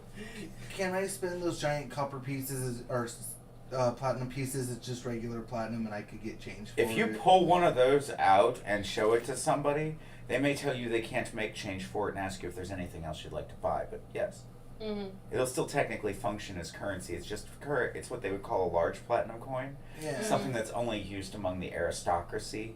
Yeah. Well, I could always go to a bank and get change, right? You could, yes. So could I just add the 100 platinum to my inventory? Not these. You cannot eat. These are 100 coins worth 10 platinum each. No, it was 10 coins worth 10 platinum each for a total of That was 100. There was 100 coins. There's 100 Oh, coins. shit. 100 coins worth 10 platinum each. Which means they're each 10-ounce platinum discs. Yeah. With multiple noble houses insignias stamped on them. It's obvious that they're traded among noble houses. So pretty much what you're saying is I got about 1,000 platinum worth of platinum discs. You have 1,000 platinum worth of rich people money. Yeah. That if I needed to, I could always take it to Occurrence and have it smelted and remade into smaller platinum coins. You'd have to find someone with the right alignment. Yeah. I mean, how You hard absolutely can do that, yes. how hard would it be to find someone with the right alignment when I just say keep a platinum disc for yourself? Nah, they put a lot That's of 100 platinum rate. That's For a coin smelting shop, that's 100 platinum. they're liable to laugh at you and say we print money here. Yeah, but it's not your money. You're contracted by someone. This would be Can I yours to see put one in of your those? pocket. Hand went over. Torrent! Catch it with your breath weapon. roll a hit. Yeah, go for it. Wait, your breath weapon's a line, not a cone, so yeah. Yeah, you're. What am I trying lightning. to hit? What's the The platinum coin in the Oh, air. A lightning? platinum disc about this big. I'm going to give you it's got an armor class of 17 because it's a moving, flipping object. It would be a 15 if it was stationary, but somebody threw it. Yeah, I mean, And I. just for funsies. And I am going to specify that I am throwing it along the road. What Not would be my towards the modifier sand. to hit that? It goes off of your spell casting, what is Which that is for this us? one. +9? Yeah. I'm not trying to have this shit land in the sand. 24. It hits. It definitely hits. Okay. Very, How's it like, very look? solidly. It looks like a platinum disc with a melted hole through the middle of it. Cool. We can get this smelted pretty easily. Can I see the insignias on it anymore? Yes. Damn it. So I need to fully smelt it. Well, I was hoping we could char or, like, fuck it up hard enough that it just looks like we have a big lump of platinum. It'd be easier to convince somebody to smelt it down for us. Oh, I see where she's going. She's trying to turn it into platinum bars. It's like trying to sell a fucking brand. It's like she's trying not to sell a fucking branded horse to fucking. I people. got you. Yeah, you all are also carrying 4 of those. Uh-huh. Branded horses? Oh yeah, they're all nobles. Those belong to a noble house. Those were a noble's guard detail that you all wiped out. I know. Huh? You think their horses aren't branded? No, but we did find a noble's card. I'm taking an insignia. We found this abandoned on the side of the road with these horses. And I'm gonna show them a insignia from the fucking card. If you've got the insignia in your hood, you can certainly try that route. Depending on how convincing you are, depends on whether or not you get advantage in that roll when you get there. Don't worry, you'll have the horses for quite some time, and you actually did shorten your travel time to about 4 days with the number of horses you've added. So you've got about 2 more days of travel left there, and then it'll be 4 days Is back. anyone here proficient with blacksmithing tools? Not yet. Well, no. When I leveled up, can you take proficiencies and things? It's a feat. Yeah, it's a specific feat. You have to have specific skills for doing those, or? Yeah. I mean, not having proficiency in it just means you have to work harder. Yeah, it means that you're going to be rolling at disadvantage for anything you're doing Yep. with those tools until you become proficient in them. It's, Okay. you know, it's sort of like not knowing how to do a job but having a basic idea, so you go grab the tools and you start doing it. Like You I suck built- at it until you get good at it. I built that thingy Mm. for the horses. Exactly. Woodworking is starting to be something that you possibly could gain a proficiency in through roleplay because of the way that I run games. Yeah, and I'm only proficient in cartographer's tools, which means I do have a very strong mental map of where we've been. Yep. Actually, not a mental. I do I have have a little physical question. maps. With everything we just acquired, and what we still know what we have supply-wise, how are we on weight with the court? You're a little worried with where you're going and the amount of stuff you may have to bring back. You are slightly worried of something interesting. Whether or not the structure of the bottom of the cart will hold everything that you're carrying on your way back. Right now you're fine. We're also going to unload and switch things up, so okay. I just wanted to make sure we required a bunch of stuff. We weren't going to break the cart or overweight. Oh no, I'm not trying to break your card or make you break it. I'm actually being very, well, very congenial about things at this point. All Well, that we're done. money. I want to get back on the road before we burn more daylight because we're really starting to get into the afternoon. That's gonna come in handy. At some point, we need to figure out how to get those noble houses off that platinum. Gold coin is a gold coin, but those are specific to wealthy houses. Do we have like a cast iron pot? You all did purchase cooking supplies, correct? Mm-hmm. Yeah. Then I believe that yes, you would have the equivalent to a cast iron, like, soup pot that you hang over a fire. Okay. I have a plan. I'd love to hear it. Well, you guys got to heat it up, right? And fucking melt it. My lightning is hot enough. We have a cast iron pan. Poured all the coins in there. And did this correctly. We could just melt it. And then... I also have the cantrip Firebolt. That I can cast a Firebolt directly at it if it gets hot enough. It could melt everything. Because I don't know if yours is going to require a spell slot or not. Mine's just a cantrip, so it won't waste any It's of my just a breath spells. weapon. Ball, breath weapon, and head. Do have some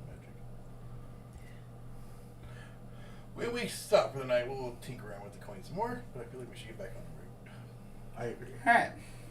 So packing everything up and perplexing over this problem for the remainder of the afternoon, you managed to make it twice as far as you did the day before because of all the excess horses and everything?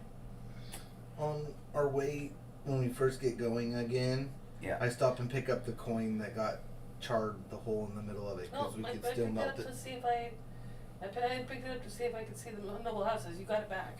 Yeah, it was given back to you. You're good. Thank you for double checking to make sure though, because you know me well enough to know that if you left that coin there, it's still there. Exactly. And it'll still be there when you get back. Exactly. Maybe. So Unless somebody found it, because I was going to turn that I was down. going to try to pick it up, but we're good. Yes, you already have it. I mean, it's like a 10-ounce chunk of platinum at this point with enough noble markings on it that you're really not comfortable with it. Exactly. All right. So, where are you guys storing the more delicate items, like the perfume bottles, the skull?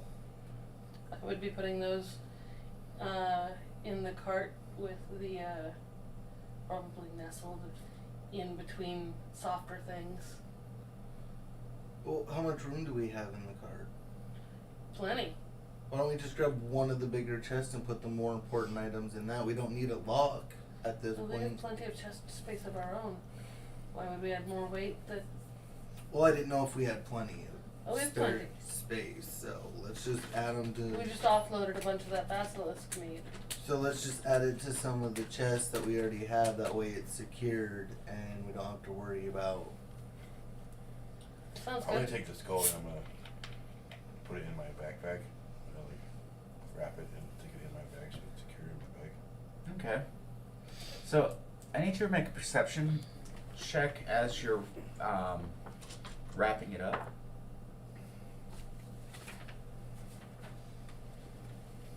Me too. Cool. And I need the two of you to go outside for a minute. Okay. Perfect. You and I need to have a conversation. Oh shit. And they aren't privy to this one. Sorry, guys. I've done the same thing to each of you before, too. And I'll watch after game for note taker but not metagamer purposes.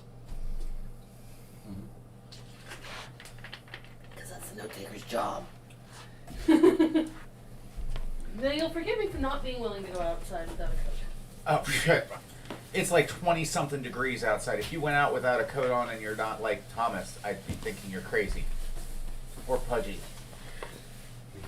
And a little cushion, but not a whole lot. Alright. We need to disapprove. Are they gone? I'm waiting for the door. Alright. As you're examining this and wrapping it up, Mm-hmm. you see something starting to swirl behind the ruby eyes. Okay. Like an energy swirls and forms a picture of a woman. She's dressed all in black. Her hair hangs down to about the middle of her shoulders. She wears a cloak, and you can just see from the pieces of hair hanging underneath, her face is in shadows, that it's white. She has white hair. Her hands are pale, almost to the point of being dead. In the back of your mind, you hear a whispering, "I'll go with you. You're going my way. Our paths lie together. I can get you into the library. The security won't be a problem for me." Okay. As this happens, as you hear this, the lips of the figure that you see behind the eyes, the room seems to go almost red around you. You can still see that you're in the cart and everything, but it's almost like it fades out. And like where the skull was, she is now sitting. And she looks up at you, and you can't see anything but her mouth underneath the hood because of the way the light hits it. Mhm. "I know the way. I've studied that tower for decades. And all I ask is one thing from inside. What's that? I'll let you know when you find it." Okay. And then it fades to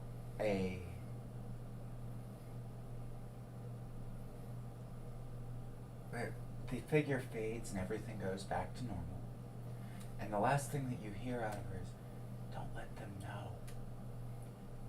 At least the bird will not like this." Okay. And I'm gonna go get them. Okay. While you try and figure out what the hell that thing is.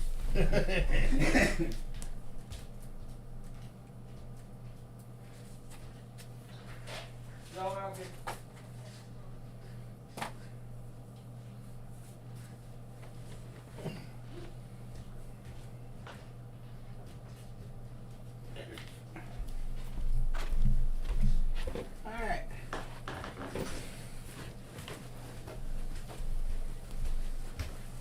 Just chillaxing outside. Yep, in the cold.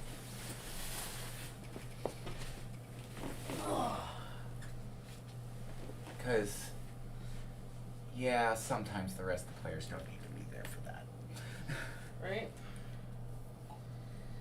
Some things. Some things cause the players themselves and not the characters to telegraph all kinds of shit all over their faces that I don't need telegraphed. Yep. Alright, well, I finished putting it in my backpack and then get up and get the cart moving again. Alright. So, and that brings us around to roller number 2. What am I rolling? 20. Flat.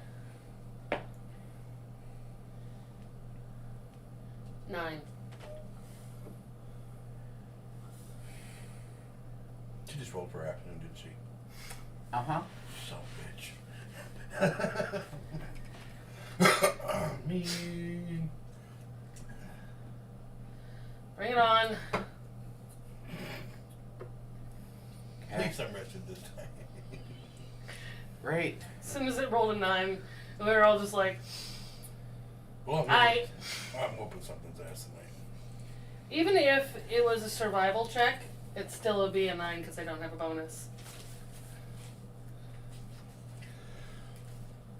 Well, looks like it's gonna be one of them days. I just have a feeling we're gonna have to fuck some shit up. You don't ever get nice days. Every day is like a Monday.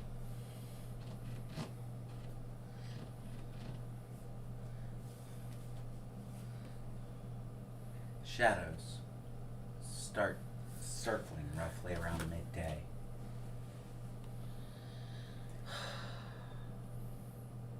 winged beasts in the air seem to be very interested in your walking buffet, as it were. All of the horses. 6 horses, or Horses. 8 horses, counting your 2 draft horses, 2 mules, and 3 humans in a cart with a bunch of jerky. Humanoids. Yes, humanoids. Thank you. The specification. I'm the closest one to human, and I'm a changeling. Alright, let's go! That comes out of Kalora's face. Alright, let's go! Okay, so you're gonna try and make the horses move faster as she says this? I can see the shadows, right? Yeah, there's about 6 of them. And they seem to be calling friends.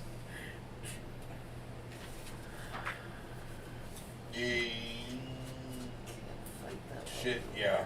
I'm gonna not go full on run, but we're gonna get to a race trot. I drop my armor and my armor class goes up to 19. I'm gonna get them to where they, if I gotta get them running, they'll be warmed up. So I can try. I have my shield on me though. Because I need it. I thought you dropped the barb.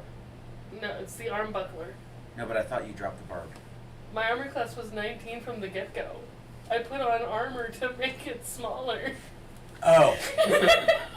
Because it felt unfair. No, it's not. It's only 1 point less, though. Yeah, it's not. No, So- if it was barbarian, it could be 3 or 4 points less.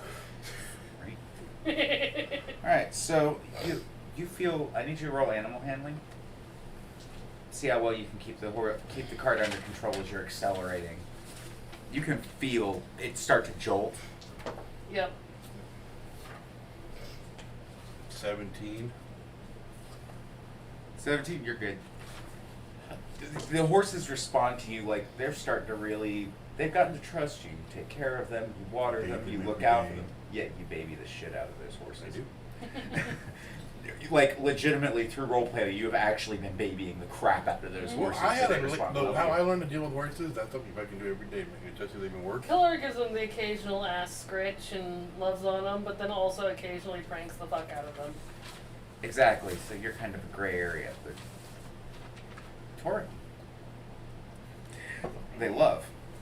All right, so the horses in the rear do try to keep up. You will hear the donkeys straining.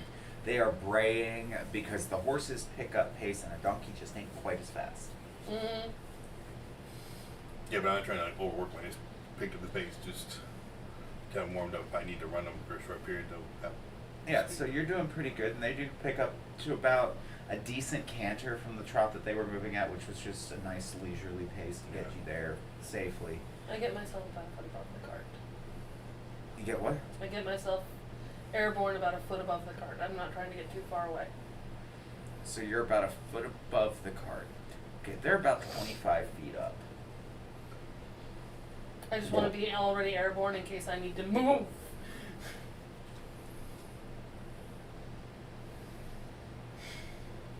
And I'm going to draw my whip. I'll go for my great axe when I need it. But I can't fight with that in the air very well.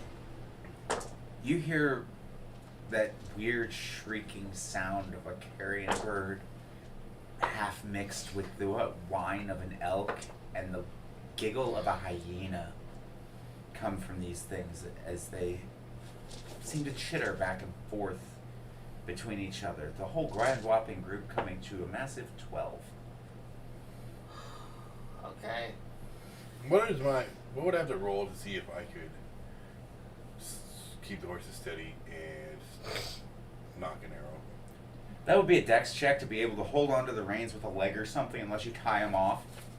I mean, it's a relatively straight road through a desert, so you got about a mile stretch of decent distance moving at about 5 miles an hour, You've got about 15 minutes of movement at the pace you're currently going at. If you tied it off straight, What would a 21 give me? golden. At a 21, you're good to go and like that's your dex save, your dex check. You're good to actually do that and not fuck up with the horses. Okay. So go ahead and roll a hit if you're gonna try and hit one. Just over here humming. Listen up, there's a devil in the church. Got a bullet in the chamber and this is gonna hurt. Too bad I'm not a bard. 18. Hits. Roll for damage.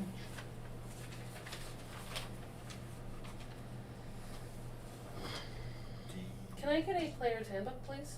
I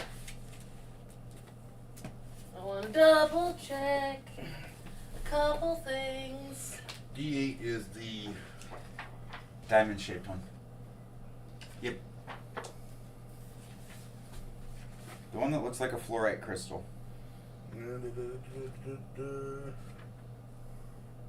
8 damage. So, your arrow definitely strikes true, and this thing, it hits center mass, wavers in the air, shrieks, and I need everybody to roll initiative. We're gonna keep this one all theater of the mind and shit. That works. Alright. But I am going to take a bio break so that the rest of us can go have a cigarette and I can write down the fucking stats on these things. Okay. Uh-huh. My initiative comes up to 22. 17. 25. Oh, what do you check on your initiative? Dex bonus, and if you're it's a dex saving throw. Oh, so I got 23. Because it's whatever that is, or it says in Alright, the hold on to script. those numbers. I will need them when we get back because I got nothing to write down on right at this exact second. You got what? Oh, hey, is there a little notebook there or something? There's a little notebook that I just saw earlier. I I just had had one it over here where that plate was. Yep. Anyway, Oh, yep, there it is. we'll be back in just a few minutes, guys. While I figure out how to make this shite work.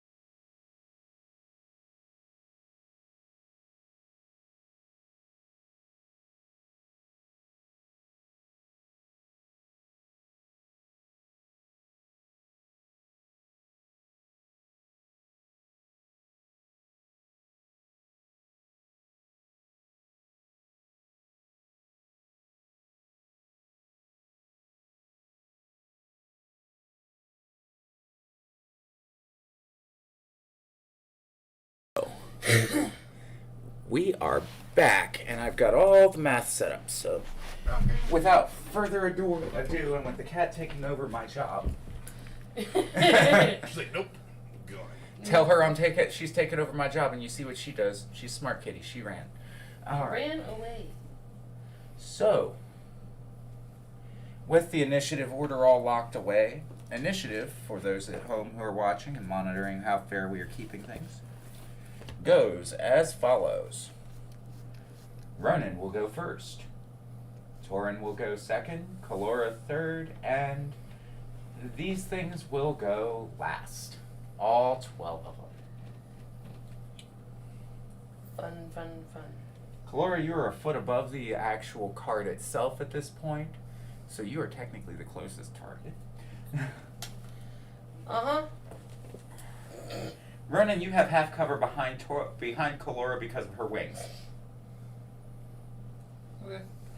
Like, Which activates my protection fighting stance. technically, yes, because you're between them, between two things. And, yeah, you're on a moving cart. You have, maybe it's 12 feet long, 6 feet wide, about that. And what you doing? Is it covered? No. You guys did not buy a covered wagon, you just bought a wagon. Okay. So, since there's nothing in my way, I ready the components and cast Flaming Sphere. Alright, they are circling in a group of 12 above you. What part of their circle are you aiming at? Kind of like right in the middle of it. How big around is it?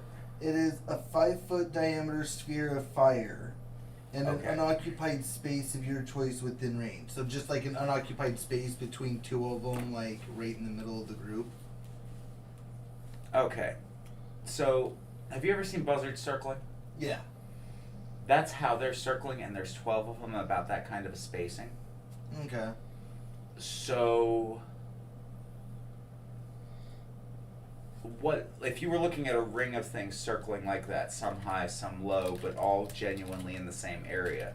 Yes, you can hit an unoccupied space in that grouping. For that matter, I'll let you, since you're aiming for a space in the area, you can even aim for a space something's at with a flaming spear, to be perfectly honest. I It's just like. Okay, I aim towards the right hand side of the circle, like right where I can hit the creatures, so it kind of gets the biggest area of damage. Good call. Okay, so I need a Do I D12. need to move? And No. Okay. Alright, go ahead and... Is there a dex save or anything? yes, Okay. What's my dexterity save?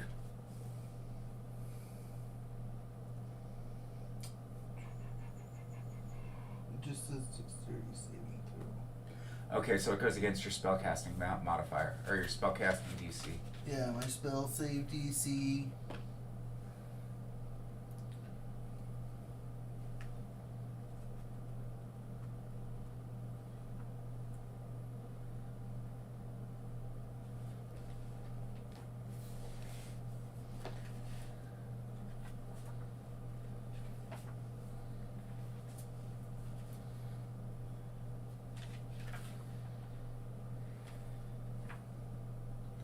Yeah. 13. So, 1, 2, 3. Nope. Nope. Nope. Okay, so 3 saves, 3 don't because of the way that they're circling and everything. Okay. There was a group of 6 of them. That's what I rolled the D12 for, to see how many. Okay. So on a successful save, or on the ones that failed, take 2d6. The ones The that others take half. The others take half. So on a 2d6, I got 8. So some take 8, some take 4. 3 get 4, 3 get 8. Yep. So we're gonna go 3, 4, 5, 6.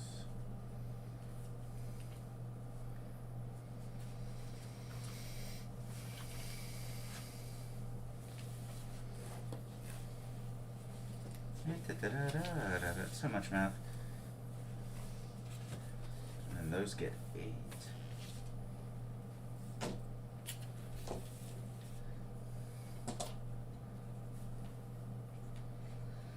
Well, the arrow did hit them and it seems to have done some damage.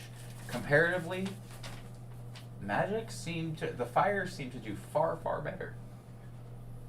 And they're damaged, they're still all up and they're still doing their thing, and that brings us to you, Doran. What you doing?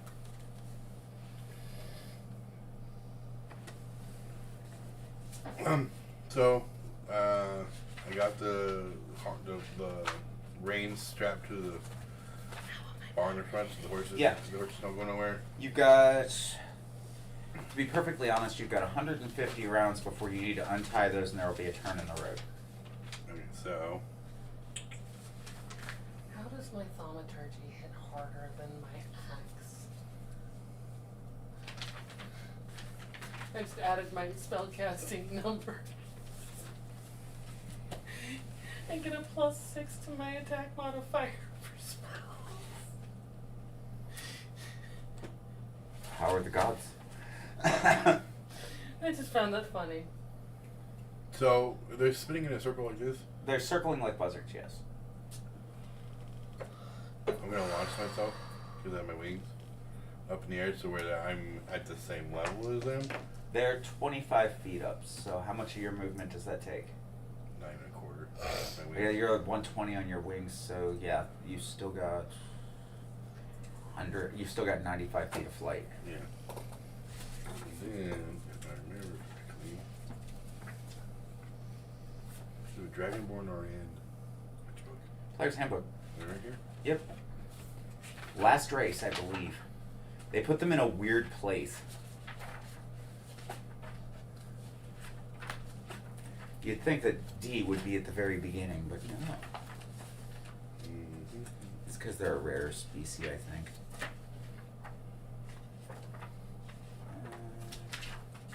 Half-elf, human. Dragonborn are on page 32. Yeah. I think I get 2 attacks now because of my level. I'm trying to remember where I found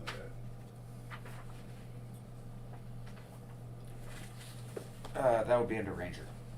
Yeah, that'd be under class. And I can tell you in a second, because there's Rogue. Rangers. Level 8. Yes, you got an extra attack at 5th level. Right. So. You get 2 attacks if you use your attack bonus, or your attack action to attack. Yeah, because I use my movement to get off the ground. Does that take 1 action, or is it up to? You can. That's your movement. That's part of your movement action. It's not even a full movement action. You didn't even use enough to be considered half a movement action to get up from prone because you're flying. All right, so I'm going to aim and fire my breath weapon at kind of.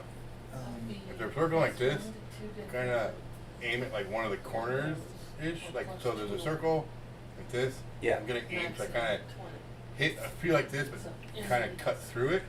So you're gonna try and hit one of the edges, like Hit if the I were to edges. draw a circle like this, you're gonna try and hit this way versus through the middle. Yes. Cool. Okay, let's see where they are at that point for that. That would make it a +5. The other 6 will get this. Cool. No, it's And this is why I was comfortable with doing this to you the number guys. that caps out at 20. 2 hits with my breath weapon. Goes off your spell casting. It's the DC at 14 to save. What's the attack modifier? 9, Just in case. So 9 plus whatever you roll. 16. That So, hits. 24, 25. Yep, that definitely hits. Right, and it's 3d6.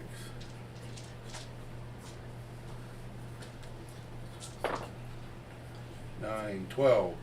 And they get a saving throw, correct? Yes, DC of 14 to save. 14 to save. Yeah. Oh, that's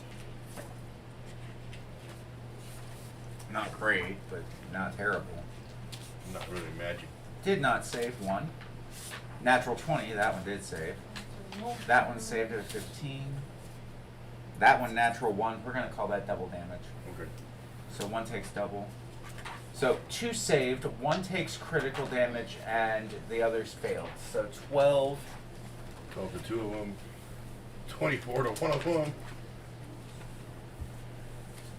160. Yeah, just with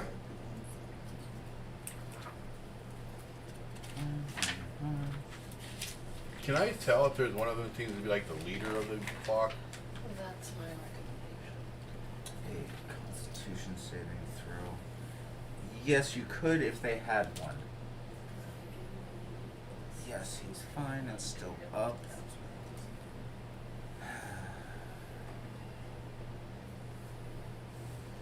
12 total, correct? So you Damage? go ahead and take that. Other 3 We have take them all half. PM. Sure. We have a hit point adjustment for this character. Okay. Ronin. Yeah, I didn't realize we were at level 8, so I was looking through the book and just gained the tough feat, which gives me 2 extra hit points per level. Yeah, so that would give you 16 on top of that for 56. So that'd be, 56 now. Lot less squishy. Mildly. Well, Reasonably. considering I was at 31 at the beginning of the game and now I'm at 56, that's a gain of 15 hit points. Moral of this story, ladies and lovelies and gems, is very simple. Properly. Pay Remember attention to to level level up. Remember to level up. Yep. Otherwise, your DM's almost guaranteed to kill you because Yep. they're going to keep scaling up combat with your campaign to match your group.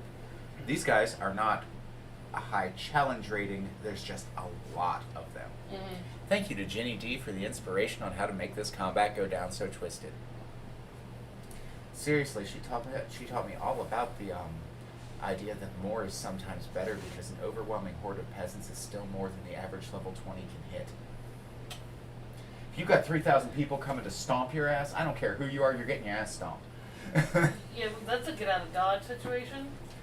Doesn't matter how big you are, yeah. With my second attack, I'm gonna Okay, so when your lightning breath goes off, everybody, all but one of them, that one that crit failed, it's like it flew face first into it and opened its mouth to squawk. The lightning bolt went down. It's still up there, but you're not quite sure how. It's like all the feathers seemed to have singed off, and it's like magic alone is holding this thing in the air. I am doing my damnedest to stay close to my party this time. Good call. so I'm going to grab one of the because I have all my arrows in I one have quiver. my shield on. I'm gonna grab one of the new ones and just fire it. Okay, go ahead. Roll to hit.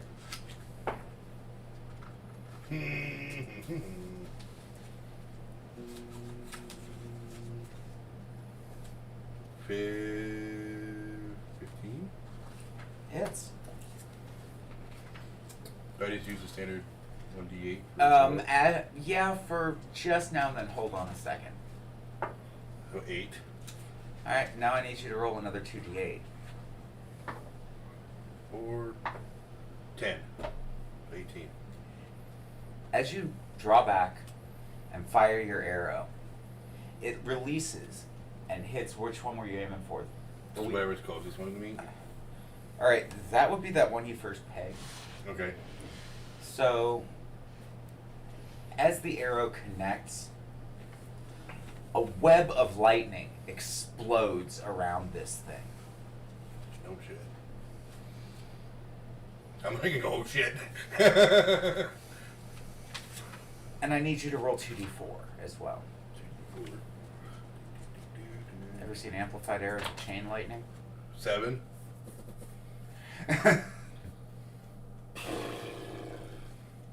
I stayed within 5 feet of you, so can we say that that meets the definition of a creature I can see hitting him as a target? Nothing's hitting him. I hit something. So he fired off one of those arrows at that guy. And it did how much damage was the first set of rolls? 18 plus 18 plus 7. So 25. You said it was what, chain? They are arrows of amplified chain lightning. The one that you originally connect with drops. Like, falls out of the sky, a sizzling, crimpling. You watch that net go around it, and the feathers singed off as well as the wings. Ooh, okay. And they just kind of fall to the ground, and this thing drops out of the sky dead. Cool. Now, there's 2d4. What's a 7? Yeah. Yeah. The arrow, when the web goes out, then it bounces and hits 2 more targets. One of which is barely standing in the air now, taking 7 damage. And the one right next to it, getting zapped unexpectedly and looking slightly shocked. And that will bring us to, unless you have any kind of other actions besides reactions. That's all I got. Alright, cool. So, that brings us around to Chlora. Fantastic. These things be ugly, by the way. They're 25 feet up. Yeah. Yeah, for now. Some of them are. Some are down on the ground. One of them's dead, one of them's looking barely alive, most of them are looking pretty fit and hardy, but everybody's hurt. Your friends have done a fine, solid job of at least weakening everything. I'm not going to break the line of staying close to my party. I am, however, going to cast Thaumaturgy to let out an eagle's cry 3 times louder. Why? For the sake of intimidation. Okay. Big loud bird. Okay, and you're going to continue your defensive stance? Yeah, I'm Making just- any attacks or anything like that from where you are? I'm holding my anything else for now. Until what? Until one of them takes damage or my next turn. I'm in the air. Yeah. He's in the air, back about 15 feet and 25 feet up. Ronin is within 5 feet of you. Okay, well, until he takes damage then. Or until my next turn. Okay, so you're either going to pass or... Oh, got it. Yep. And that brings us... No intimidation check? No, you can go ahead and roll intimidation. That's it. I screamed at them with the intention of frightening them. It's a wisdom save, right? Uh-huh. That is...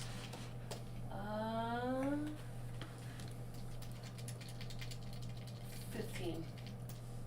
Nope. Yep. Yep. Nope. Nope. Hell nope. Takes off, runs away. Follows suit. Nope.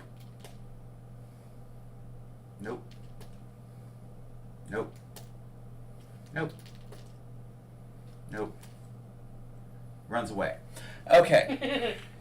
So, the one that you're still trying to figure out how the fuck it's held up in the air, hears Kalora's scream, bails, gone. Poof.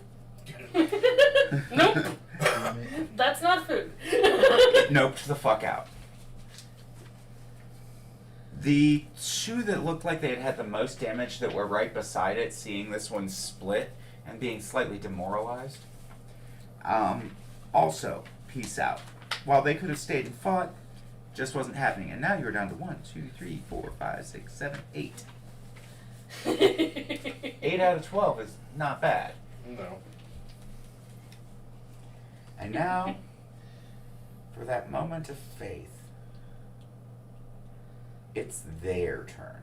Yep. The first thing that you see happen is the one in the lead of the circle, now that 3 have split, so it's like 3 moved, and now it looks like a train with a gap in it, going around like a Christmas train with a gap in it.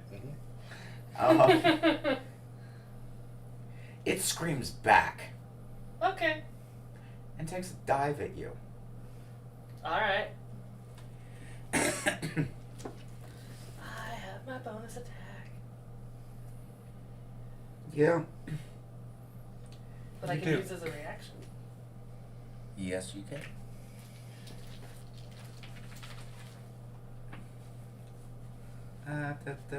22 to hit. It hits. So that'll be 10. So the first thing that you see, it comes diving straight at you, horns first, and gores you. Mm-hmm. You take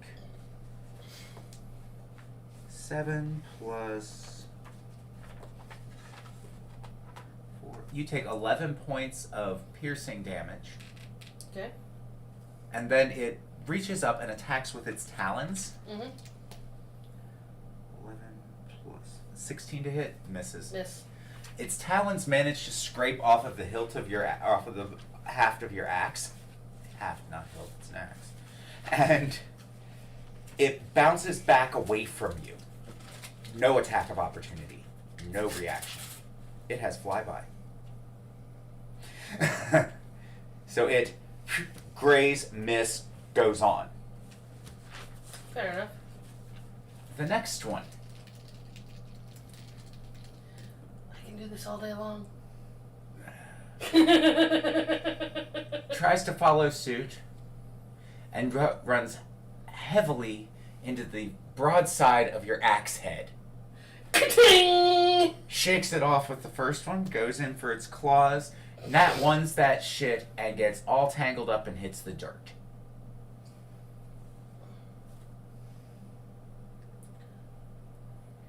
Still has the flyby technically, so you don't get your reaction. But it hit the ground, so I feel like It's prone, so anybody who hits it from this point will get advantage. But that'll be if they take their action at the end of this round. Mm-hmm. Third one dives at you. Ping.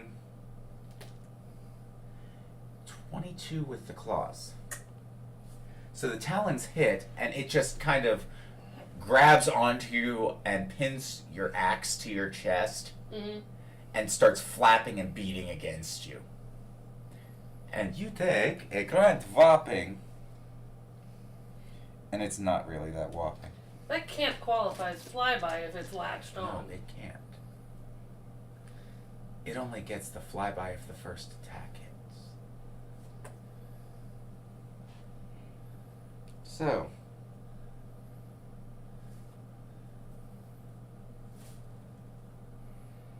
It's also not trying to fly out of your attack.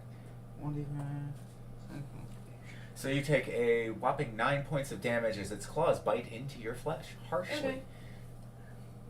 And its wings are beating around yours, and I'd appreciate it if you make a dex save so that you're not like...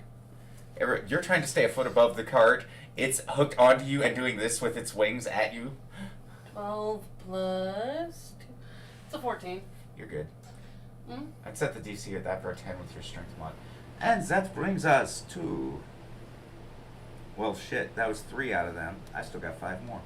Next one's coming at you, Ronin. Trying to, anyway. You're at half cover, though, so it has disadvantage. Or wait, no, he gets a +2 to his AC, doesn't he? Mm-hmm.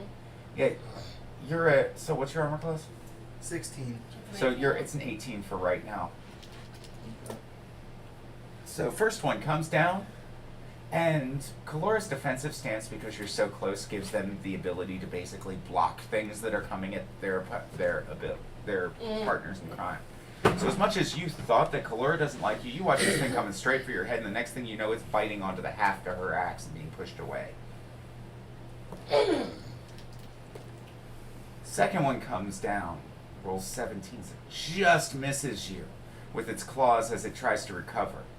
It does fly off, so it gets no attack of opportunity on that. No, the best I'm getting on these right now is ting, ting, ting. Next one goes for a 17 to hit on you, Ronin, and that's 5 of them. And the remaining 3, seeing you in the air at their level and realizing that there is no purchase on what's going on down there in the wagon. First one takes a wild swing at you for 22, Thorin. Not liking you does not equate not caring for you. Good news, they can't dive at you, so they don't get the bonus damage. That's where the extra 2d8 came from, was the dive attack. If you've ever been around anybody military, you do not have to like your brothers in arms. You just have to take care of them. Oops, if you like them. Even then. The man to your left, the man to your right. Mm-hmm. So it does 1d8 plus 3. You take 8 points of damage as it bites into your shoulder, and you can feel the fangs cutting into your flesh. Then it comes up with its claws, and that is a 24 to hit, so that definitely hits since it was higher. The claws, though, only do 7. They do another 10 points of piercing damage as they tear into you. Cool. Can I use that held action to toss him his health potion? No. Not right now. Okay. But I have some. After their cycle, because it's not a reaction to do that. Mm-hmm. Second one comes at you. We have a whopping 15 to hit. Meets. No. 16. No, it misses. Misses? Just misses you. Cool. Next one rolls a 5. Or the claws on that one roll a 5, so that definitely misses you. 12 plus 5. 17 on the third one to come at you with its teeth. That one just barely beats.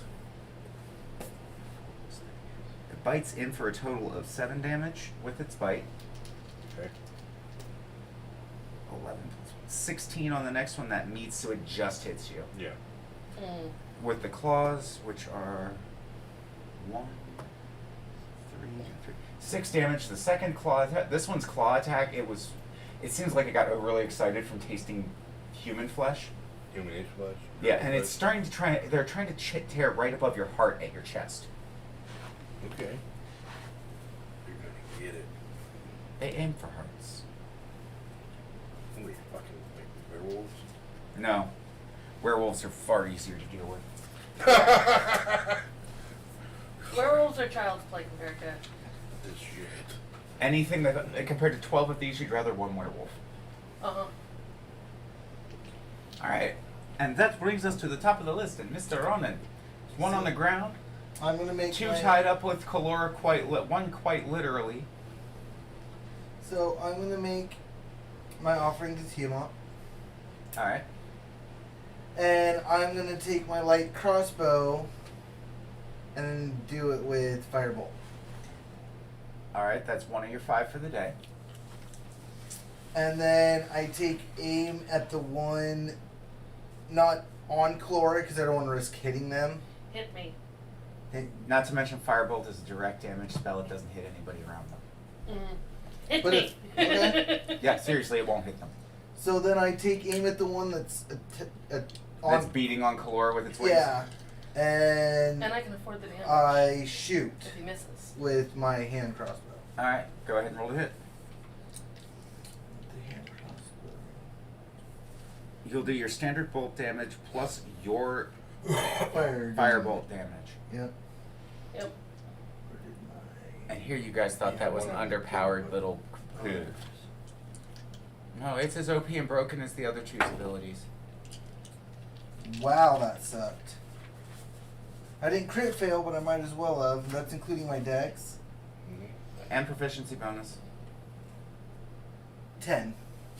Well, the first one does miss. The good news is that until it hits, the imbuement stays on the crossbow and just transfers into bolts. But as for that crossbow bolt, you should mark it off the list because the probability of you ever finding that damn thing again at the angle it flew off at is non-existent. It's in the desert somewhere. Yeah, I'm getting down to like 35. Getting eaten by a purple worm. I think I'm down to... Possibly. It's exactly what it is. It's a purple worm. You can't beat that. Like the one on Alice in Wonderland? Smoking that gotcha. No, that's a caterpillar, and he was blue. He's a purple worm. He's blue. And he was not smoking the ganja. Yeah, he was. He was smoking the hash. No, What do you think you put in a hookah?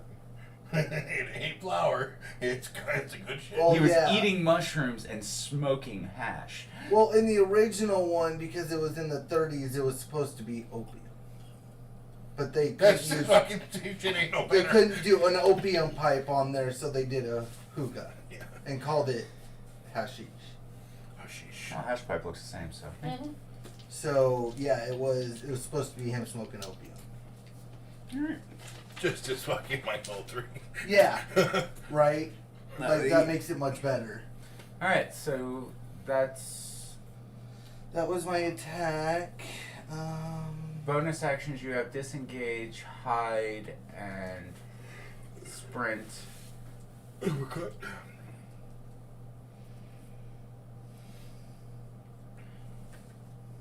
Because you're not going dagger, you don't have a second attack.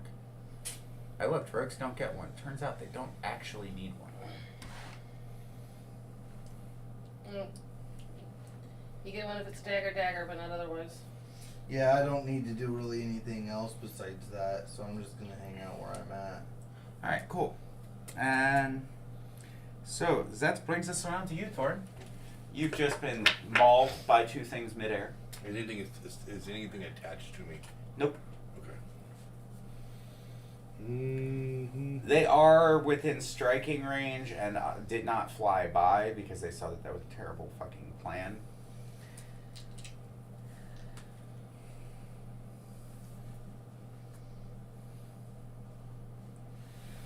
Okay, so what are they like? How are the ones up in the air around me flying?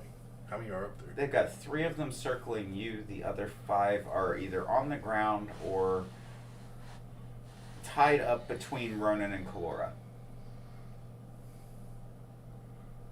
Could I swoop down and grab the one, pick up the one that's on the ground? Are you gonna hit a motherfucker with another motherfucker again? You can, but you will instigate an attack of opportunity from the 3 that are around you. Will I? Yep. Yep. Could I? Are these big enough I could ride one? No. No? Nope. How big? They're medium sized. But like, how big are they? Roughly about the size of a human being, so no, you could not ride them. Oh, crap.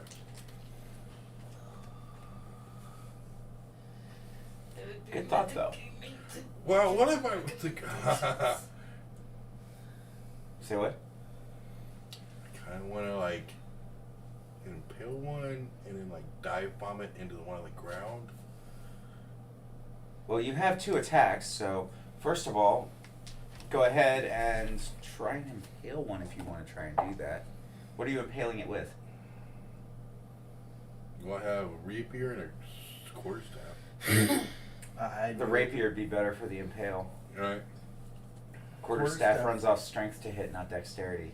Yeah, but a quarterstaff's gonna give you more strength in the end, so it doesn't have a chance of breaking. You would. They got a special rapier, though. I'm not worried about it. So I got 20.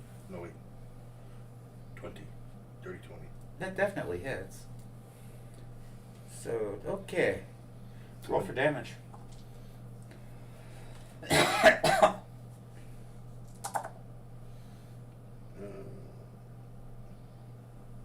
Shit, what color did I grab those for? So that's 2 damage piercing, 4 damage cold.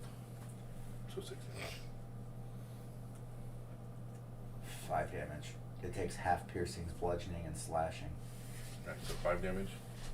Yep, 5 damage. Your first thrust goes in, and you watch the frost seems to do more to it than the blade itself did. Mm-hmm. But beyond that, it's still pretty standing up there. Well, I was aiming to stick it kind of like Skewer it. kind of skewer it, but where I could like basically like slide up onto its back.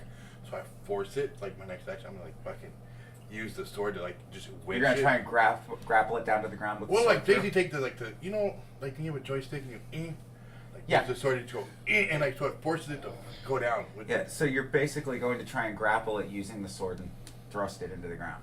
Okay, Yeah, so aim go it- ahead and aiming roll it. a strength check. We'll call it that it's already grappled because we'll just leave the fucking blade through its throat. Nat 20. 35 feet up, fall damage being 1d6 per turn. Aiming its horns and head at the other one so I can impale it. Which other one? The one on the ground. I'm aiming it for the one that's on the ground. That like fell. And, like, Okay, that one's prone, so there ain't a damn thing that I can do for that. It has an armor class of 10, and you could basically just not roll a 1 and get that. So we're going to call that an auto hit for fuckery and roll a cool.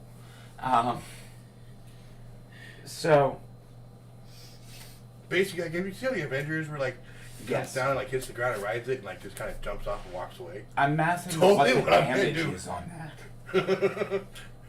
Alright, so you don't take any more damage from the grapple in and of itself. Can I speed up the dive with my It's flight? 1d6 per 30 feet, right? Unless you're using your wings to like slow yourself at the last minute. Or to accelerate it. When I accelerate it and then like I'm gonna let go Okay, and just then- before you impact and like walk away. As a DM, I would, if you're accelerating it, I would up it to a D8 per 10 feet. Okay, so I need you to roll 3d8 plus 10. If you're hitting the ground harder, the ground's gonna hit you back harder. The plus 10 is for using its horns. 22.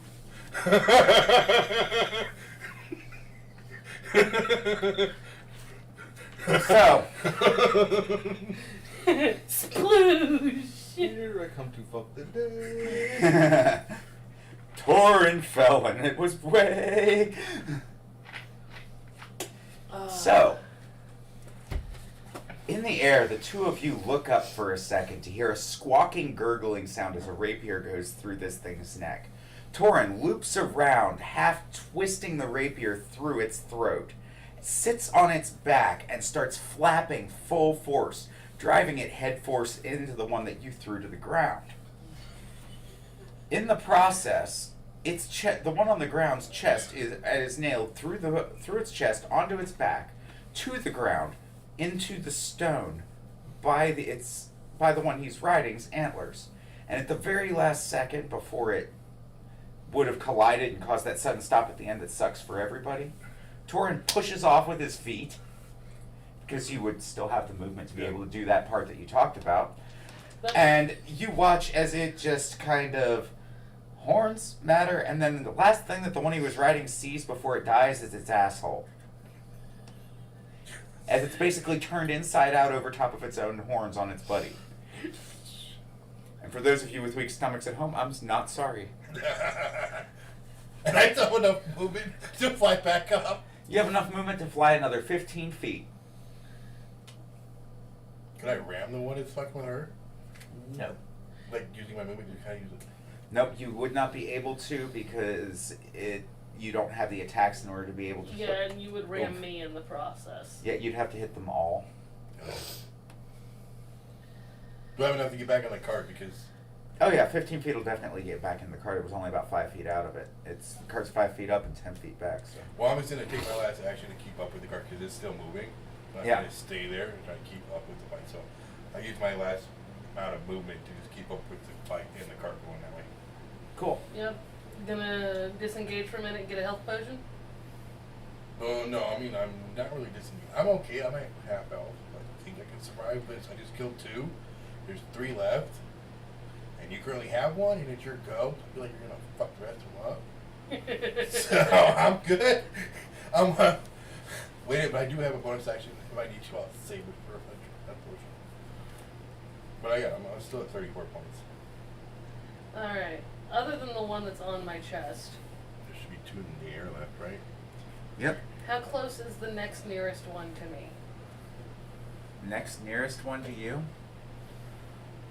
They're circling around. Hello? She's back. Oh, okay. Okay. Yeah, she must not have had work too late. Cool beans. So they're circling around you. There are actually, if you all stop to count, there are 5 left. Okay, I'm wondering, not including the one fixed to my chest. You got seat jacked while you were gone. I You noticed. did. Hi, dear. She's like, love me, but no. She's like, touch me, love me, but also don't. Exactly. Specifically, is the next one that's close to me within the 6 feet of my whip? Yeah. It's going to cost you your bonus action to draw and ready your whip. No, she already had That's it drawn. not- She had it drawn already. Ah, I drew it when I started flying. Okay, so one in each hand. Thank you for catching that. I missed it. I'm doing better keeping notes, so she's not doing one. Appreciate it. My notes are right there. I actually watch this about 2 to 3 times a week, so. Yep. That's why I haven't used my great axe other than like ka-ting, because things have been bouncing off it. Yeah, it's making a decent piece of armor. It's a good shield. Alright. My aim is to get around either the waist or the neck of the next one closest. Pick to one. me. I'm gonna go. How far around is its waist? Average 28-inch waist or 32-inch waist human. I am going for its neck. Alright. So roll to hit. The grapple's automatic because it's a whip. That is 17 plus 5, or no, plus 8. Alright, and it gets, that definitely hits. It gets an opposing strength check to see whether or not you grapple. Mm-hmm. So make your strength save. But I'm not gonna touch that 19. It's good enough. 27. I rolled a 5. It's fine. Exactly! Yoink! Okay, so you've got it. It's grappled. What's your second movement? Yoink! At? Me! I see what you're gonna do. That's fucking awesome. Specifically at my chest, where the other one is. Okay, so you're basically yoinking it at the one that's already attached to you. Yeah, she's gonna. Alright, roll to hit. You're getting. Am I hitting my own armor class or its? It's. You're aiming for it, not yourself. Alright. Don't That act like is- you impaled. That is a 14. Just hits. That works. So, improvised bludgeoning object. It's not wearing armor, so it's a 1d6 plus your strength modifier. We're getting way too creative by killing shit by ourselves. To be perfectly honest, if y'all weren't this creative, I'd be bored as fuck. And I'm not killing! That's 7 points of bludgeoning damage. Plus your strength modifier? I'm gonna attack the ground with my chest now. I'm bear hugging them and just yeah. So all I can see is them doing a bunch of push-ups over and over, but slamming the head into the ground. Actually, it's more like you see the whip come out, it wraps around one's neck, they grab it, and the way that the whip is sitting, there's enough end on each side that they can hold it like this. They use it to grapple and pull the other one into it, and then they... How far up are you going before you go down? I'm gonna go a solid 10 feet. Alright, and then you're going to go down, how much acceleration? I'm gonna be attempting to miniature copycat. So Okay. She got more cushion. She's got two bodies. I only had one. Yeah, but you pushed off. They're going straight to the ground with them. Yeah, she's still got two bodies. Alright, so that'll be an additional 2d8 damage. Plus my strength modifier. Plus your strength modifier, and here's the kicker. I take the damage too. Yep. Uh-huh. Alright, that is 11 points of bludgeoning damage. I will take that off my hit points as well. She killed at least one. I was gonna say, so far that's like 18 points of bludgeoning damage between two attacks. It's saved. Oh, one of them's fucking stubborn. No, the one that it would have like knocked out because of the amount of damage. Saved. Saved his constitution. The Constitution saving throw for insta kill at more than half of its hit points. Oh, what the fuck? The first one made it. Oh. The second one did not. Is The second one's the one against your chest. So the way that this looks is you watch as Kalora goes up, whips it, grabs it down, launches themselves out at the back of the cart, turns around in the air, screams, dives straight down with this thing, and smashes their chest into it. Now, the one that you would expect to get hurt the most, the one on the bottom, lives. Oh. The one in the middle of the Oreo cookie is now squished out the sides. Yeah, but that makes sense, you know. 3 cars get into a pile up, the one in the middle is going to get the most damage. And Kalora just rolls. Like, alright, I'll get up in a minute. They seem a little bit staggered. They did not have the recovery that you did on that shit. I only had 10 feet of my movement left. That's not half my movement. It's enough for you to acrobatics jump it. Alright, make an attempt at jumping onto my feet. Dex save. No. How much no? Not one. Oh shit. Yeah, you're kind of that hurt. Now, you try to get out of it, and you knock the wind out of yourself doing this, and it's really hard And to I'm get your laughing. wind back in scale mail. I'm not wearing any armor. You forgot? I dropped my armor to up my armor class. Oh yeah. Remember the armor class? She's her naked. armor- She's naked. She's naked, fighting. She's a naked bird. I'm in my plains clothes. Or your small clothes, as it were. Uh-huh. It's just... Oh.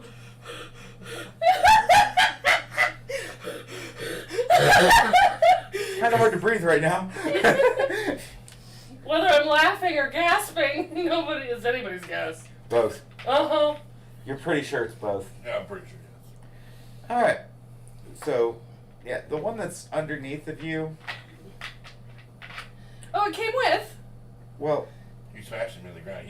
you smashed him into the ground, and then there's the. Well, they were still grappled. Okay, cool. You didn't unhook them from the whip. I don't remember anybody saying that. Alright, it came with me. Yeah, and it's decided that you're prime target number 1 after that shit and covering it and its friend. It's okay, I can handle it. Yeah, well, he barely fucking alive. Like, he, Bites at you and misses. It's angry. So the gore did not work. The talons definitely did not work at an 11. You're like laughing and giggling and rolling on the ground so hard that this thing just can't hit you. It tries to gore you. It tries to claw at you, and you just kind of roll out of the way, not even thinking, laughing.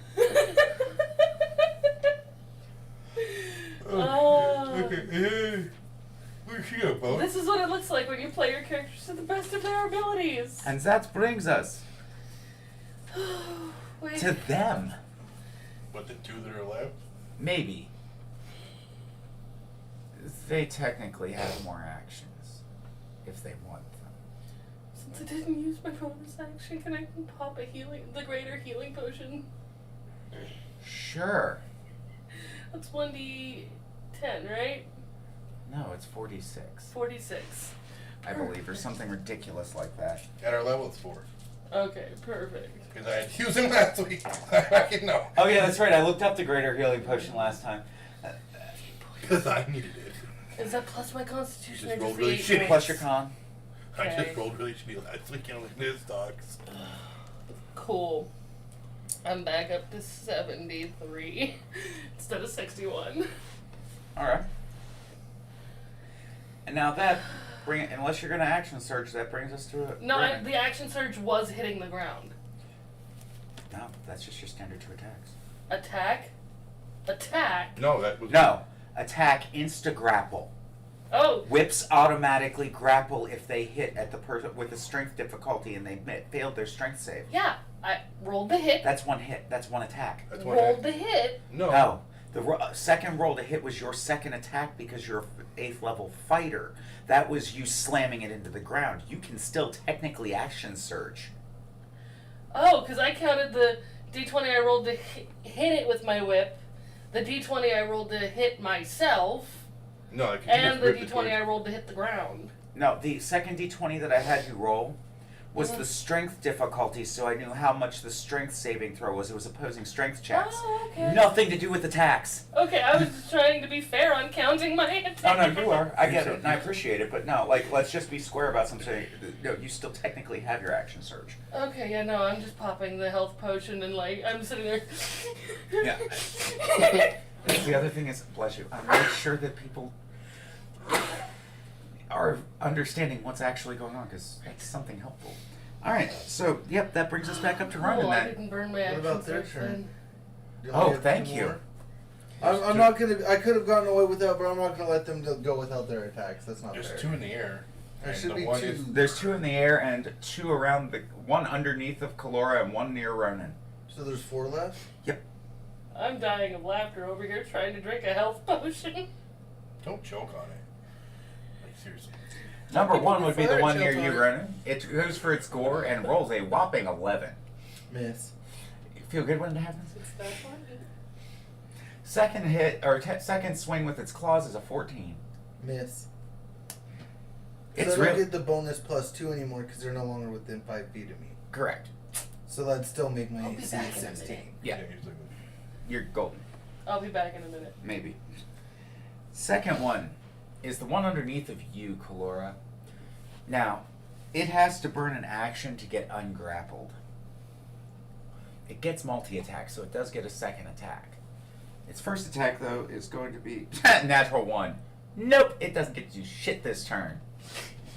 It loses its second attack as a penalty for a nat 1. It's grappled. If you can't break out of the grapple and you're trying to hit something, you just fuck. You ain't getting nowhere. Tells Now, itself a little more on that leaves us to accident. the 2 that are up top by you, Torn. 12. Nope. 22. That one hits. Yay! The monster's got one in 1 out of 4, 25% with their success claws. And it was the That's shittiest of great. their weapons. That's a d4 that looks interesting. 1, 5, and 3 is 8 points of damage from claws as they pierce through. Right. Second one's going to come for you because you're the closest target. 15. Misses. 9. Misses. Comes far, charging forward with the gore. You just kind of grab the antlers, and it goes to whip around with its claws as you pull, and it just kind of, and it goes under your arm. All Kung Fu Panda with the cannonballs. Just wah, wah, wah, wah, I wah. was literally Yes. just watched those movies last night. Yes, exactly. Actually, watched all we'll three go of with that. those Kung Fu movies Panda last with the night. cannonballs is perfect for what you just did to this poor thing. God, I love Jack Black. I watch all this shit. He's watched some of ours occasionally. Pudgy and him are like subscribers to each other on TikTok. Nice. And that would leave us with Ronin, because there's only 4 of them. This is fun. So which one's... How close is the one closest to me? Couple feet. That. Within 5 feet. You could dagger that fucker all day. That's what I was gonna do. I was just... Your daggers are proficiency bonus they're a dexterity based weapon. They get your dex modifier to damage, and they're a 1d4. Okay, so I have to roll the hit first. Yep, with each one. And how many can I throw? Actually, it's one of those things where it's close enough you can stab. So let's do the 2. Yeah, you can either throw one or you can shank. Those are your options. Let's do the one with the most damage, which is probably shank. It is. So roll the hit on the first one. Plus my dex, right? Yeah, Plus my proficiency. correct. 22. That definitely hits. And then let me roll the hit on the second one.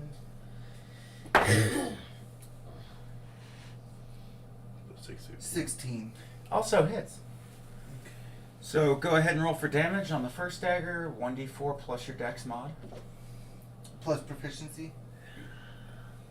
Or No, would that just be... proficiency's only to hit. It is not for damage. Okay. Yeah. So it's my dex mod plus 1d6, right? Or 1d4. It's your dex. 1d4 1d4 plus dex, yes.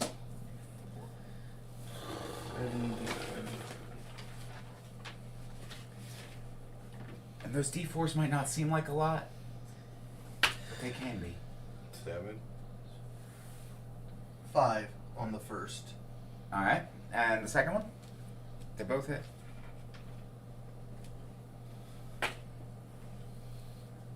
6 on the second one.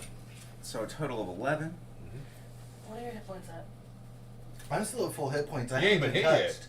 Cool. You protected him, so you ain't Yeah, been with hit. that one, I was still protected. Let's just so- say Ronin is feeling far less hated this game than some that in past has happened. Oh yeah, I'll beat the shit out of you for acting like an idiot, but I'm not gonna let somebody else do it.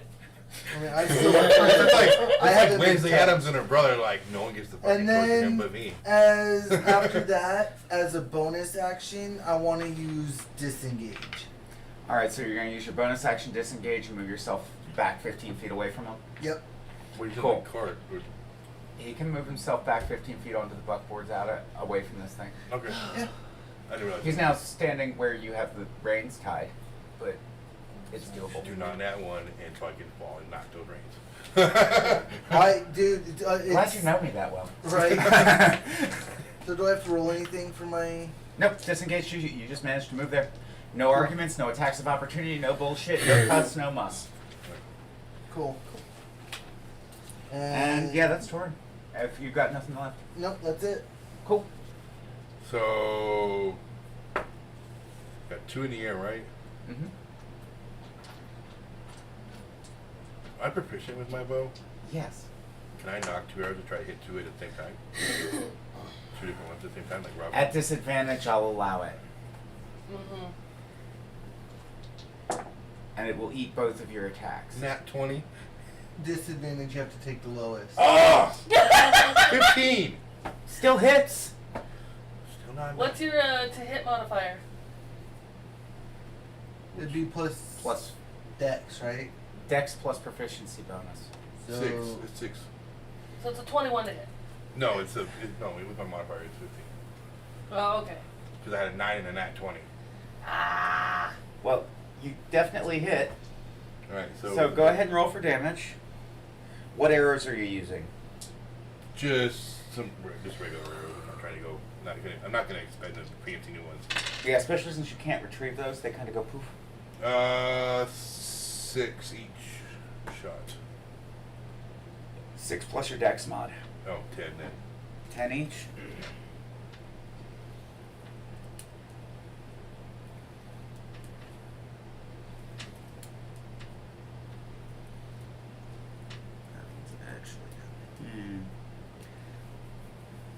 The one that missed you is actually looking the best out of all of them. How intelligent are these things? I need to check that. Oh, now they're dumb.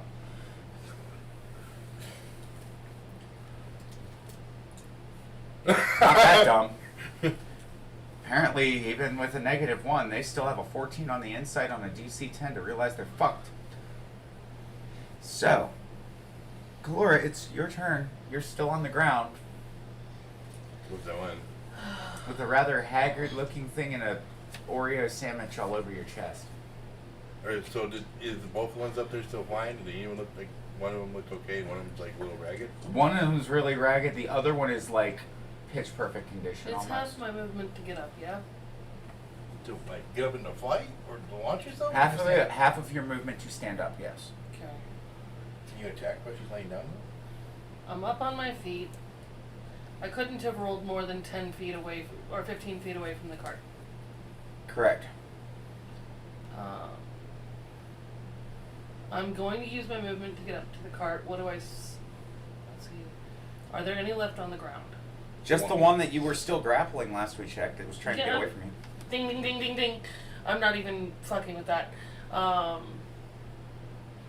am going to turn to Torin, and I'm going to use my bonus action rally maneuver. Okay. And I am going to give you... I'm not touching that.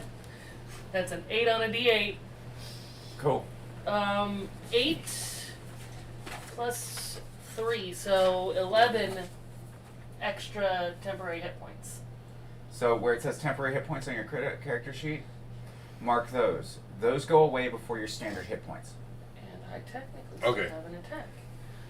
So the 11, so it'd be 11 You here. still technically have 2 attacks. Uh-huh. Mm. Yoink! Yeah. I ran with homeboy, still grappled behind me. Yeah, it's a 10-foot whip, so he's still hooked. Yoink! Could you shoot him? Testing strength. Can you swing him at the other one that's at the cart? Well, no, what I'm doing is puny god moment. You gonna use him to smack another one though? I'm gonna try. That is... Contested strength checks. Yeah. So it's a save or a roll? It's a flat strength roll. Okay. Well, then that is 13. Well, that definitely, wholeheartedly, abso-friggin-lutely beats an 8. So, what are you flinging it at? You beat it by enough that you don't really have... You have some control over the direction it goes. Yuge! Yuge for my next attack. Gets a contested strength with each one. The first one will roll with the slamming it into the ground at 10 feet in the air. Roll 2d6. 2d6. That would be a grand total of 9 bludgeoning. On the first one. Now, next contested strength check is this thing might roll a 20. That's a 19. 11, nope.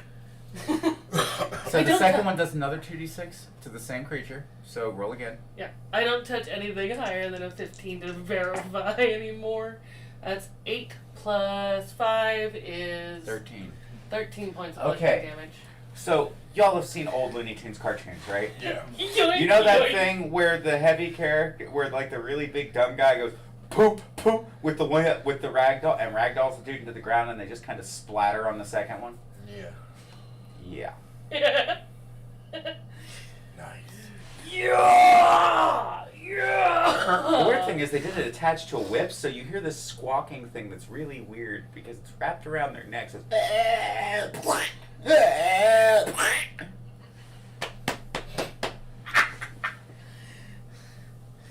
it explodes on the second one? On the second one, its head kind of turns into a broken water.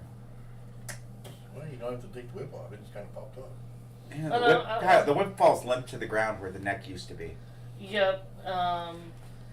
Will you let it be a free action to just recall the whip? Yeah. Alright. And, I'm not doing and then anything there else. were 3, and only one of them's even looking halfway near anything. Well, now it should be Their turn. Their turn. Alright, so the one closest to you, Ronin.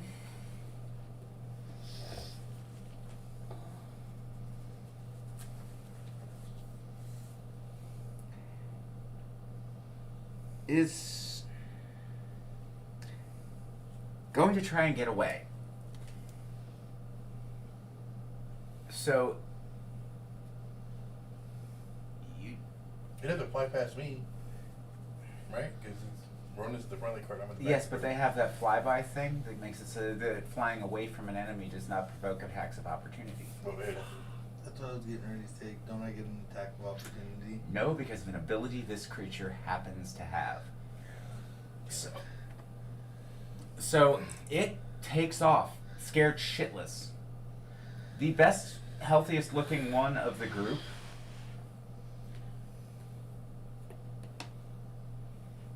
the other two, well, the weakest of the group actually does not.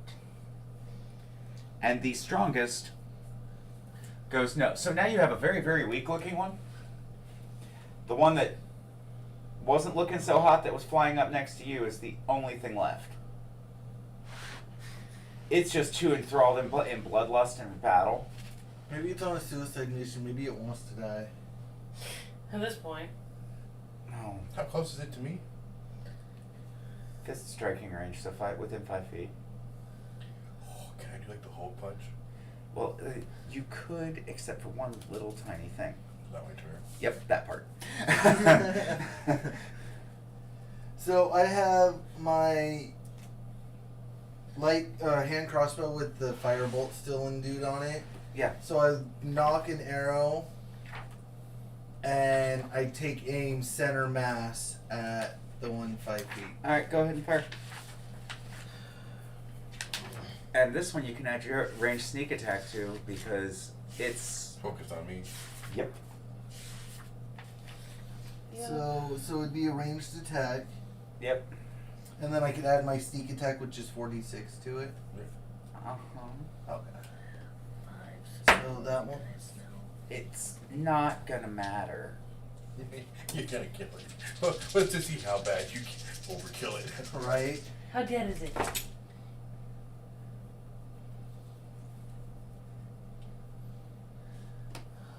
$22. Plus the fire damage from your firebolt. Oh shit. Which is 1d10 What level's that firebolt? 5. 2. No, 5. It's a cantrip. it's a cantrip, so I'm casting it at level 2, which is the highest spell casting level I have. No, it's a cantrip, so it goes up with your spell level. Oh, Yep. So It should be 2 or 3d10. Yeah. 2d10. It's why I'm At willing fifth- to throw this many of something this big at you all with the Yeah. abilities I gave you. Yeah, it's 2d10 at 5th level I'm and then actually 3d10 at balancing the 11th. challenge ratings pretty well. I didn't even pop my oh shit button today. 50. 11 off of 2d10. 11, so it takes an additional 11 fire damage On top of 22. on top of 22, plus 1d4 plus your dex modifier, or plus your damage from your crossbow, because that was just your sneak attack and just the firebolts. So 1d4 plus my dex. What's the hand crossbow's damage? I think it's 1d6 plus dex. Yeah. For the No. hand crossbow, it is. So another d6 plus dex. Is he gonna explode next to me and cover me in guts again? This one might just like vaporize. Plus another 6. Okay, so for a grand whopping total of its max hit points. You vaporized it. So, as you get ready to haul back for your next strike, because this guy, you go to haul back to punch this thing in the mouth, Torin, Ronin looks up from the bottom of the cart, and the next thing you see is a crossbow bolt go into this thing. And when it hits, it starts as a little orange light. Have you guys seen Loki? Uh-huh. You know that thing when they revise somebody, how it just kind of... Yeah. Yeah. Yeah, it kind of looks like that, only with much more pretty flames coming off of it, and a much heavier burning smell. And there's a lot of screaming, and it tries to claw at you, but no purchase. And you find yourself standing and watching ashes fall around you in a puff of smoke. Team it.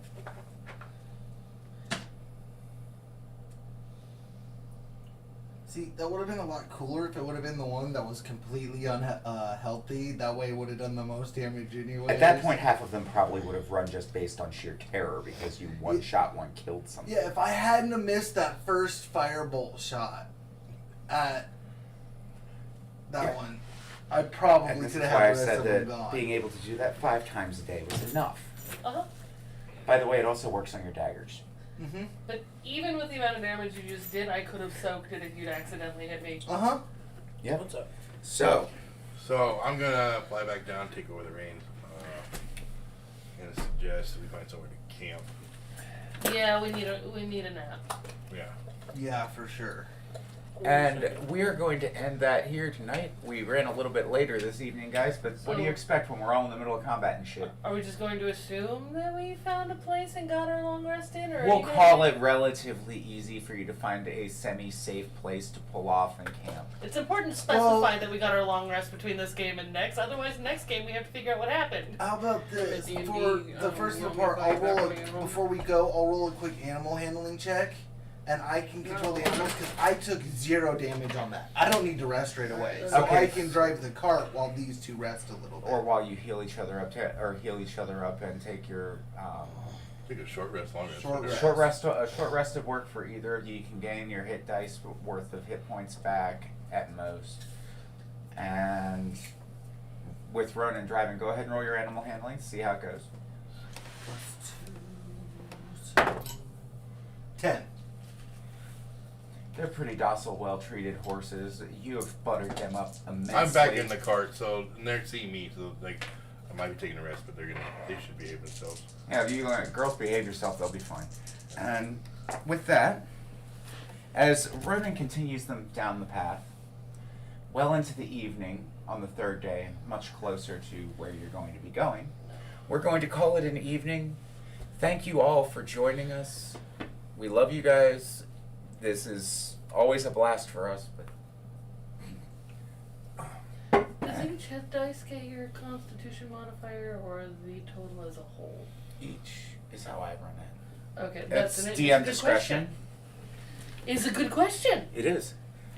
So, again, thank you. And as always, live long and prosper. Have a great week. And in the immortal words of the Pudgy, bye! A piece of chicken grease.